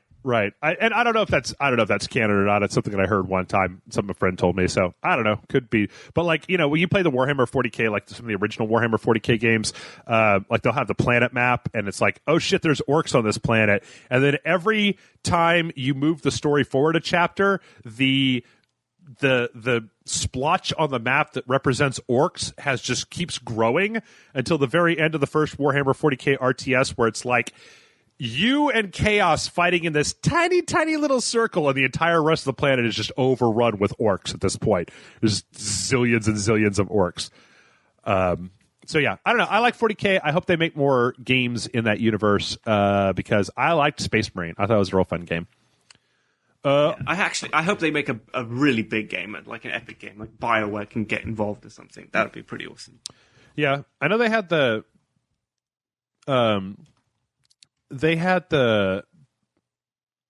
Tau game, Fire something, Fire Soldier or something like that. What was it called? Dark Millennium, Kill Squad, Dawn War Retribution, Rights War, Fire Warrior for the PS2. And then last year there was a Space Hulk game that came out, but that's Space Hulk, and Space Hulk is very different from regular Warhammer 40k, because it's like you got the Gene Stealers and you're in these tight hallways where you can't, like, you've got your guys, like the hallways are so small that the Space Marines can only line up like one behind each other, so you can only have the front guys shooting and stuff like that. I played a little bit of it. We thought about playing it on the show, but I never got a chance to play all that much of it. Anyway, all right, let's keep this train rolling. Hey, Jeff and Nick. You are given a time machine and allowed to go back in time and stop one game abomination. Example, Duke Nukem Forever, Dive Kick, E.T. the video game, from existing. What game would you erase from history? Thanks and keep classy, Philip. Oh, that's a hard one. Let's see. Worst games. Okay. Let me think here. I mean, I'm just gonna be boring and pick like some one of the answers I've given before. I know it. It's really hard because when you play a shit game, your mind does its utmost to make you forget it. Mm-hmm. You know what I mean? Like, this is a bad experience. This is useless information for the future. Let's just throw it out the window. Mm-hmm.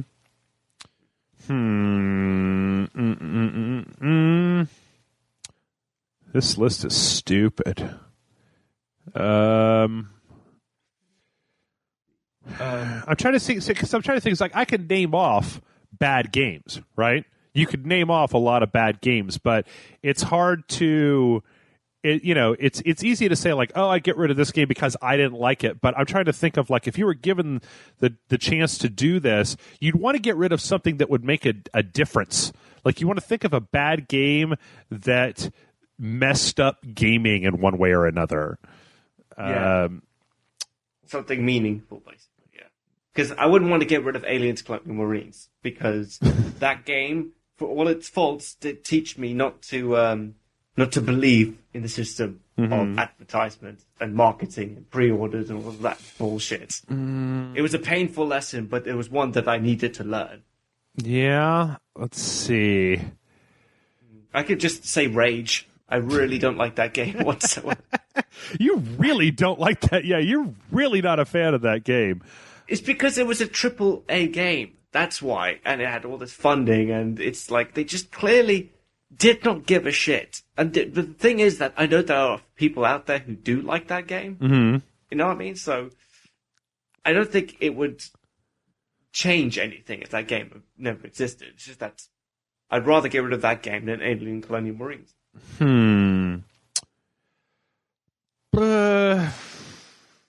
Damn, I don't know. It's just really hard. Maybe he hit on it with E.T. You know, E.T. was such a black spot on the entirety of gaming. I mean, you know, shoveling cartridges out into landfills and just burying them. Yeah, you probably want to think about the games that caused the video game crash back in the 80s. Yeah. I mean, those ones deserve not to have been made. You know what? I'm just going to do a search on Google for something here. Let's see. Most damaging games. Or controversial games. Yeah. I don't know. Part of me says, part of me says like the Call of Duty franchise. What? Like, just, you know, get that out of here and see where gaming went if it wasn't for that. But no, but even that, you know, I don't know. There was a lot of good games in the Call of Duty franchise. I think I'm going to stick with E.T. because I honestly think that Duke Nukem Forever got a little blown out of proportion. I mean, it was a bad game, but it had been in development for so fucking long. Like, I don't know.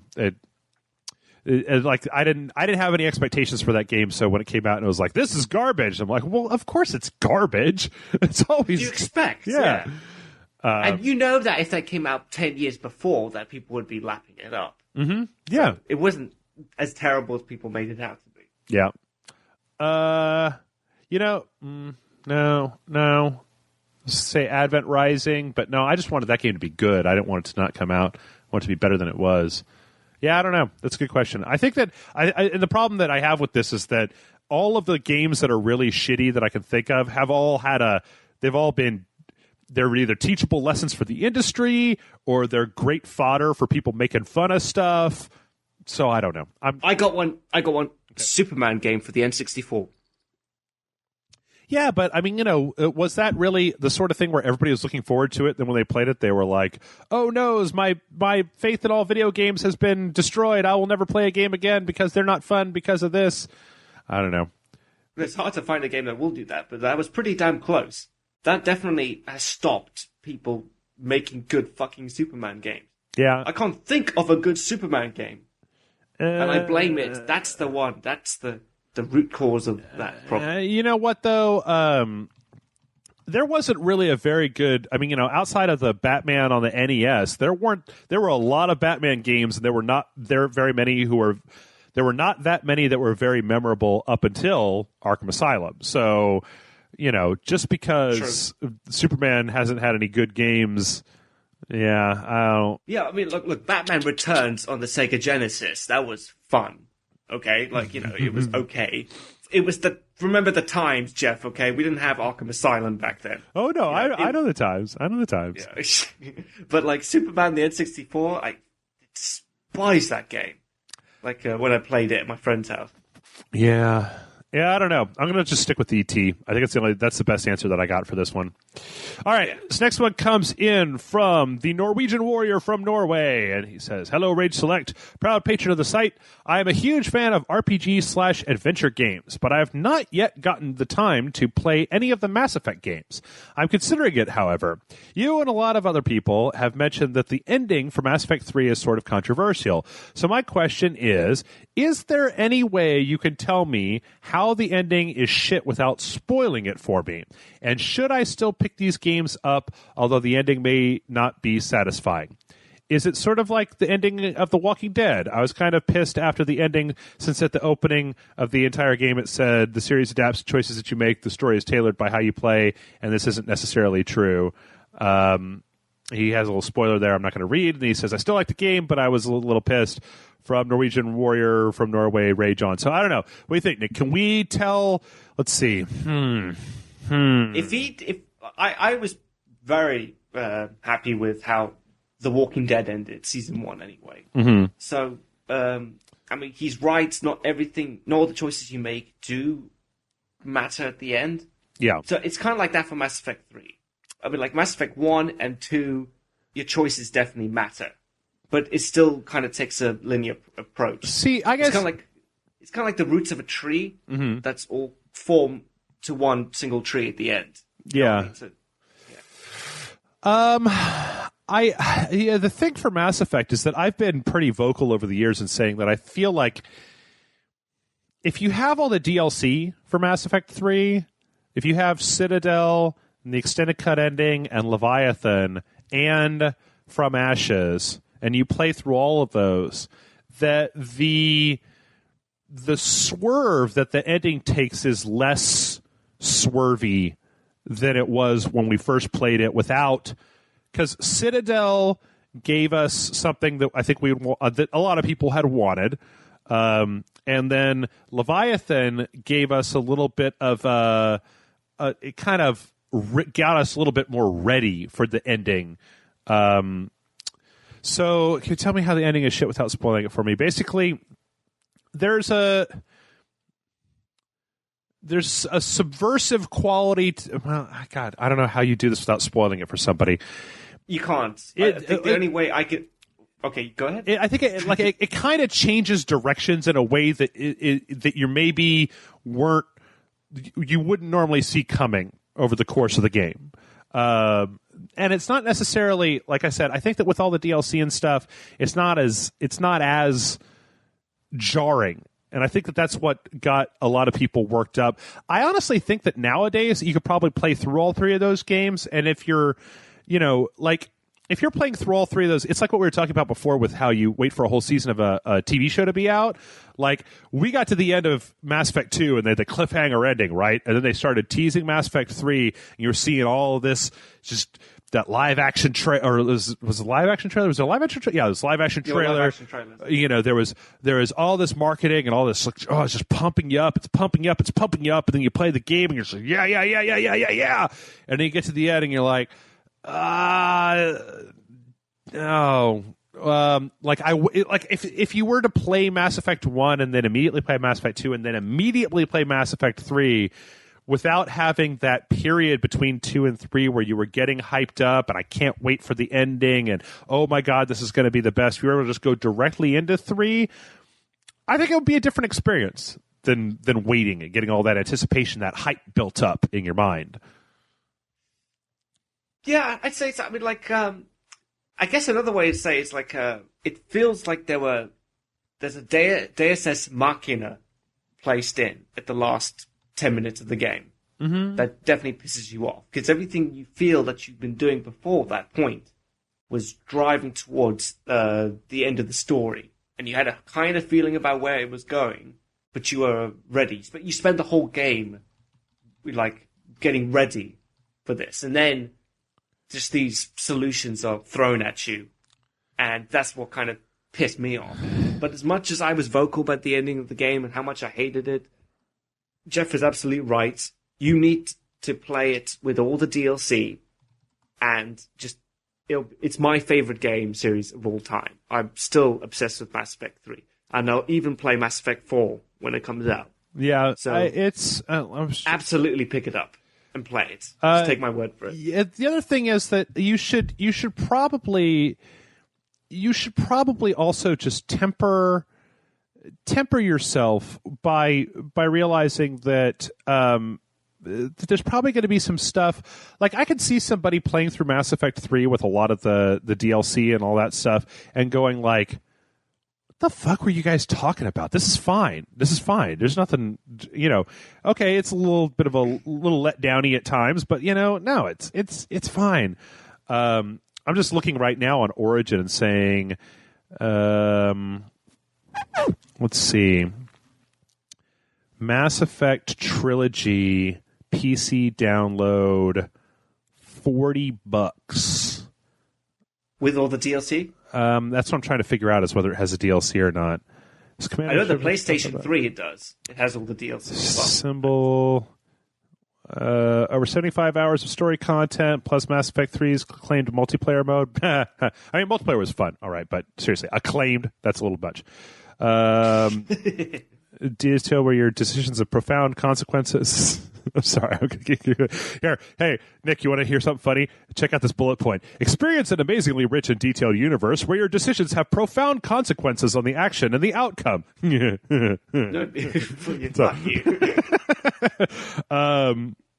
doesn't say. It doesn't say what.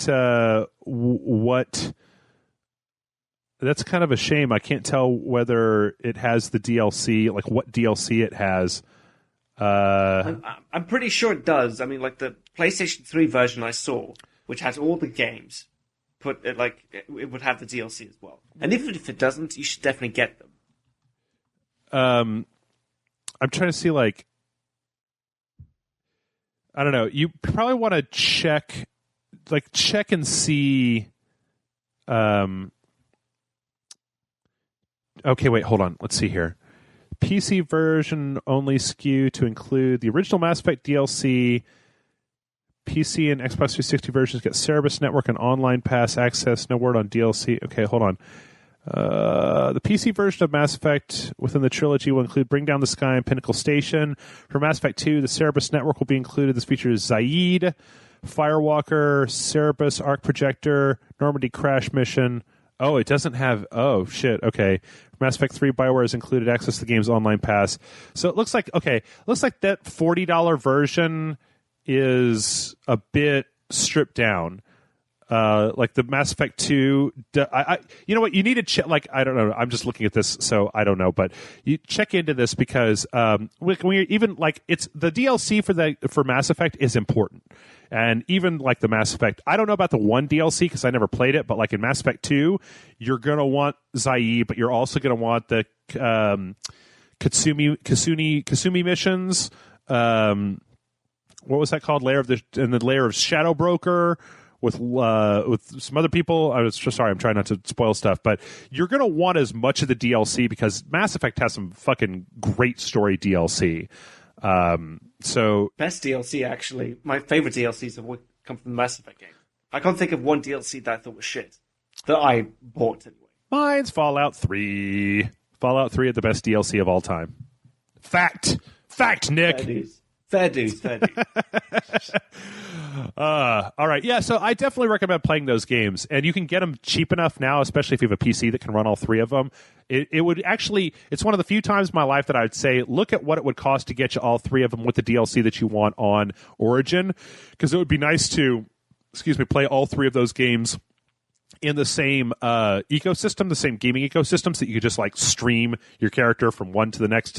Because like when I went from Mass Effect 2 in Steam to Mass Effect 3 on Origin, I had to like go to one of the websites and make a save game that had the choices that I had made and stuff like that. So it'd be real nice to just be able to plow through there. But all right. Oh, we're going real long today. All right, let's keep going here. This one is from Jujitsu. Jujitsu says, hello, Ragecasters. I am writing to hear your thoughts on video game addiction. Have you ever suffered from it to a point where it impeded on previous non-video game-related jobs? What advice do you have for sufferers from this? Fortunately, I am not one of them, seeing as school has taken over my life. Peace, Jujitsu. What do you think, Nick? Have you ever had a bad case of the gaming crack? Yes. I try not to, best as I can, but like every now and again, you will like just say to yourself, I just feel like playing, I don't know, Mass Effect or one of these other RPGs, and then 1 hour slips into 5, and you're just like, oh man, I can't concentrate today. I'm just going to take another break. Yeah, it's all this hard work that I've been not doing. Have you ever missed work because of a video game? No, but I have missed out on writing reports or articles or something like that. Oh, it's like school. So yeah. Okay. Yeah, I have problems. I'm not going to lie. I got some serious issues. I mean, with video games, I play them. I play a lot of them. But what I normally do is, if I find that a game is getting too ticky over my lifey, I'll either uninstall it from Steam, or if it's a console game, sometimes I'll take the console game and I'll give it to a friend of mine and say, like, just listen, dude, don't give this back to me for like 6 months. Just keep this. Get it the fuck away from me, because I can't be trusted to go near this.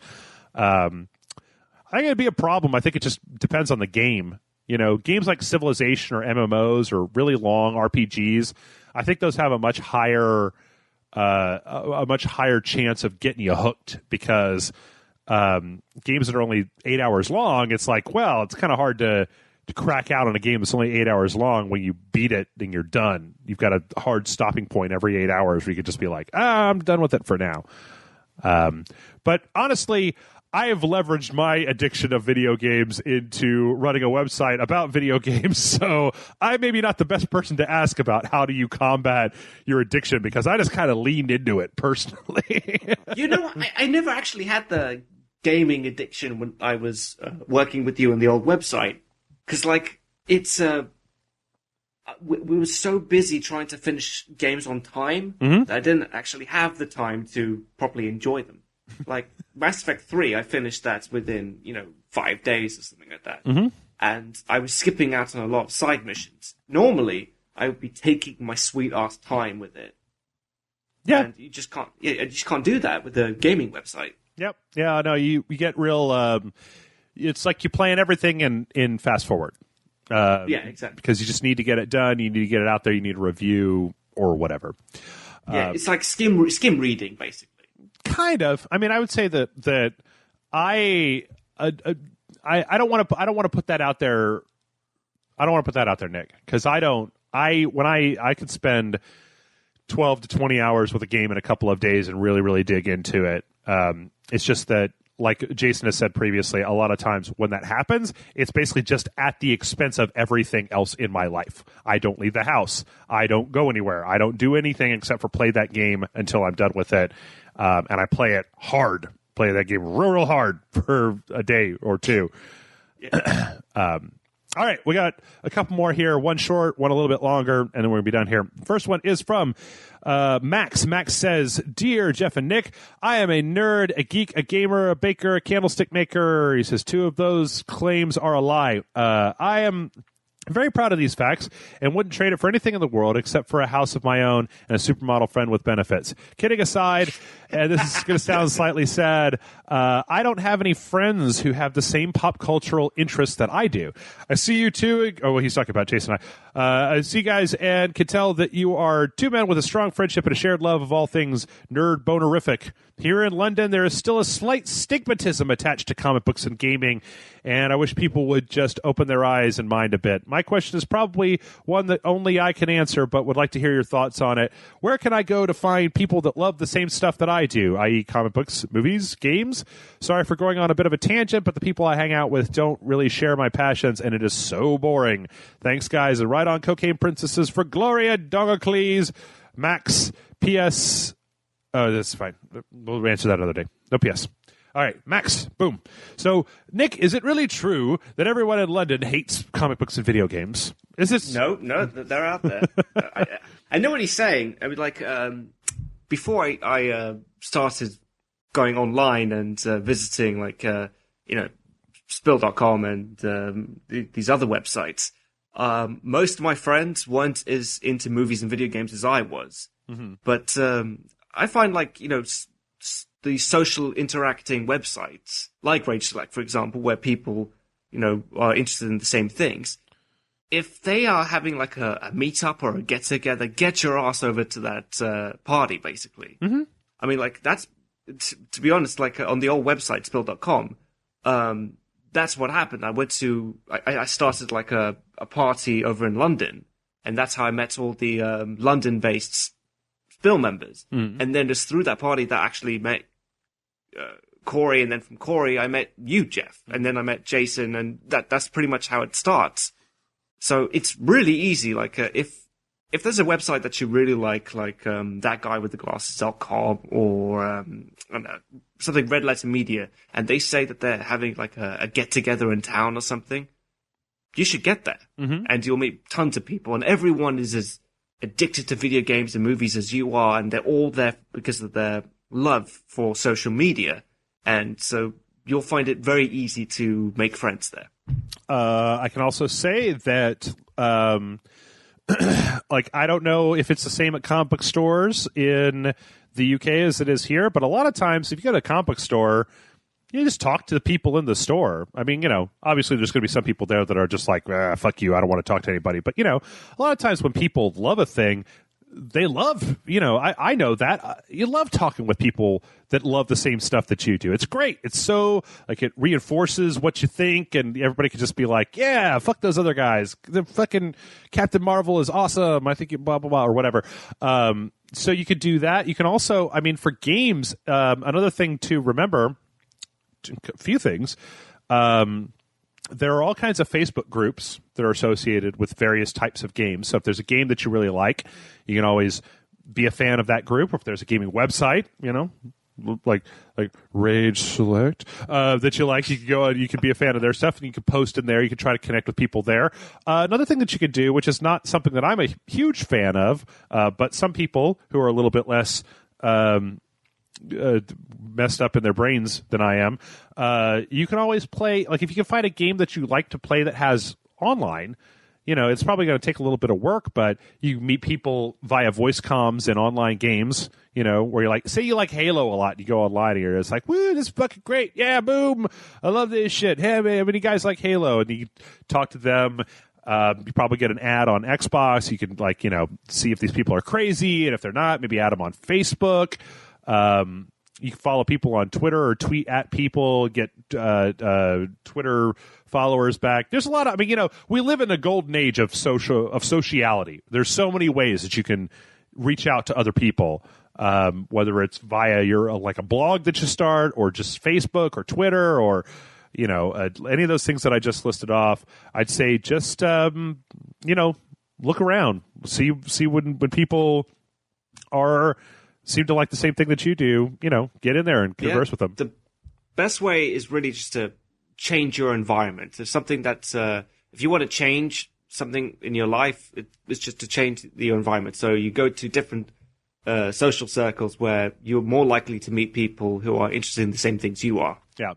And, I'm sure that there's somebody else in London who's totally into comic books and video games. Oh, shit, dude. There's fucking loads of us, man. You'd also... I mean, like... oh, go ahead. I didn't like those London parties I threw wasn't just me and Corey the whole time. There was tons of us. So I'd also say, if you can't find anybody that's doing that sort of thing, if you could find a community or a series of communities that have fans that are out there, you can always throw one yourself.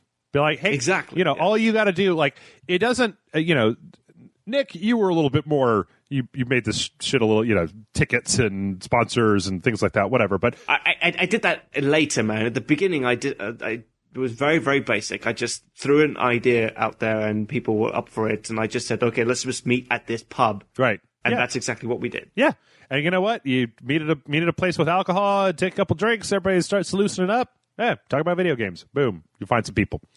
So, hope that helps, Max. And I've got one last question. I'm throwing this one directly up into your face, Nick. And this one is from Will. And Will says, hey, Jeff and Nick, after playing Red Dead, I want to get into Western movies. What are some Western movies that you can recommend for me? Stay classy, Will. You fan of Westerns, Nick? I love Westerns. Mm-hmm. Absolutely. Okay, I'll just say the more recent ones, Django Unchained. I love that film. Okay. Okay, the Spaghetti Western trilogy, the main one, which is Good, the Bad, the Ugly. Mm-hmm. Probably the best Western of all time. Mm-hmm. Fistful of Dollars, A Few Dollars More. Once Upon a Time in the West, which is also Sergio Leone. Mm-hmm. Cowboys and Aliens, obviously. Yeah. Okay. No, I'm joking. Don't. Oh, thank God. I was just like, good for you. I was about to pat you on the head. I'll say one thing. Cowboys and Aliens does have a really awesome soundtrack. Does it? I like to crack that out on my iPod. That's like a good old classic Western soundtrack. It's just the film isn't amazing. But, let's see. I don't know. It depends on whether you're looking for old stuff or new stuff. I really like I thought the True Grit remake worked pretty well. Yes, that's really good. Yeah, that's a really good film. My terrible taste in movies. I'm going to tell you right now, this movie is cheesy as fuck, but it's one of my favorite Western movies of all time, and that is The Quick and the Dead by Sam Raimi. I've actually got that on DVD, so I can't exactly have a go at you. I love it. I love it, man. It's fucking Gene Hackman. I'm all about Gene Hackman. Sharon Stone being terrible in it, of course. Yeah. Leonardo DiCaprio, surprisingly one of his start-out roles. Back to the Future 3, obviously. One of the best Western... No, I'm just kidding. What's the one where... oh, fuck. What's the one where Clint Eastwood goes to the town and messes it all up? Shit. Everyone. No. That's every fucking cowboy film he's done. This is, God damn it. There's a million people in the comments right now screaming, High Plains Drifter. High Plains Drifter. I've never seen that one, actually. Oh, dude. High Plains Drifter. That's a good one. Unforgiven. That's amazing. Mm-hmm. That's a really good one. It's actually come to the point where I've been trying to find westerns that aren't set in America, that they're like set in Australia. Okay. Like, The Proposition is pretty good. Mm-hmm. I quite enjoyed that.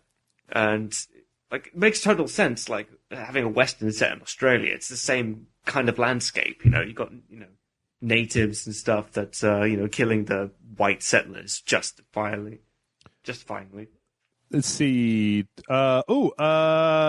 The 310 to Yuma, right? That came out a few years back. Everybody wouldn't shut up about it for a while. It was just like 310 to Yuma, 310 to Yuma. It's a remake, isn't it? Yeah. Of the original. Mm-hmm. Yeah. That's pretty good. I need to watch it again. But like, if you're going to be watching westerns, you really have to stick to the spaghetti westerns. So you got to watch the ones with Clint Eastwood, because they are the best ones. Like, even to this day, Django Unchained is the closest western I've seen recently that comes close. Mm-hmm. And that's just because Quentin Tarantino was inspired by Sergio Leone. I'm looking through some lists here of ones that I've seen that I like. So I really like For a Few Dollars More. I thought that's probably my favorite of that may be heresy, but I really like the relationship between Lee Van Cleef and Clint Eastwood in that movie as the old bounty hunter and the young bounty hunter. I think that makes a really good. It's not heresy you saying that. It's like they're all really, really good films. I just think Good, the Bad, and the Ugly is the best one simply because it's has the best score and the best it has the biggest budget, the best action scenes, and the greatest duel ever at the very end. Oh. Yeah. I'm trying to think of. I'm looking at some more here. I don't know. The problem is that they keep there's a lot of really shitty. They keep trying to bring westerns back, and they do a really bad job at it. See Wild Wild West or fucking that does not fucking count as a western. Lone Ranger. I haven't even seen Lone Ranger. I don't know. Lone Ranger. I may love Lone Ranger, but I haven't seen it. I have never met anyone who actually says, I really want to go see Lone Ranger. Like, nobody gave a shit when that film came out. Outlaw Josie Wales, another Clint Eastwood movie. Clint Eastwood westerns. Yeah, no, it's not Clint Eastwood. Yes, it is. So yeah, it is. I was thinking of that film with Kevin Costner, Wyatt Earp, for a second. That's not very good, that one. Is that? Oh, okay, right, Wyatt Earp. Oh, here's a good one. Tombstone. Watch Tombstone. Yeah. Young Guns. You want to throw the Young Guns? Yeah, I fucking love Young Guns. And Young Guns 2. Young Guns 2, yeah. Oh, man. All right, that's enough for you to start with. Once you get through all that stuff, then you start wandering back into like the John Wayne westerns and stuff like that. But yeah. That's there you go. So, and that I'm going to go ahead and cut us off because we're already going for so long. It's like what 6 a.m. over there now, Nick, or something like that. It's 11:40. So yeah. It's nothing. That's when I start waking up. Hell with you. All right. Well, Nick, thanks very much for being on. It was a pleasure. Thanks for having me on. Yeah, it's always a pleasure to have you on. And folks, if you want to send us your questions, send them to mail@rageselect.com. That is mail@rageselect.com. And we will get to them. We're every week we got a podcast, and we're going to start getting back to this format. We do some news at the beginning and some emails at the end. And one of these days, I'm going to get this shit below like 90 minutes, and I don't know how. I'm just going to have the person who does all my editing, I'm going to have her speed it up so that we're all just talking like chipmunks the entire time. Just and then people can slow it down. It'll be like, well, technically it's 90 minutes. When you slow it down, it's 4 hours long, but that's up to you, not us. So, all right, I'm going to go ahead and probably reinstall that Warhammer game because now I really want to play Warhammer real bad. Nice. But I'm going to go watch Young Guns. There we go. All right, well, we'll catch you later, folks.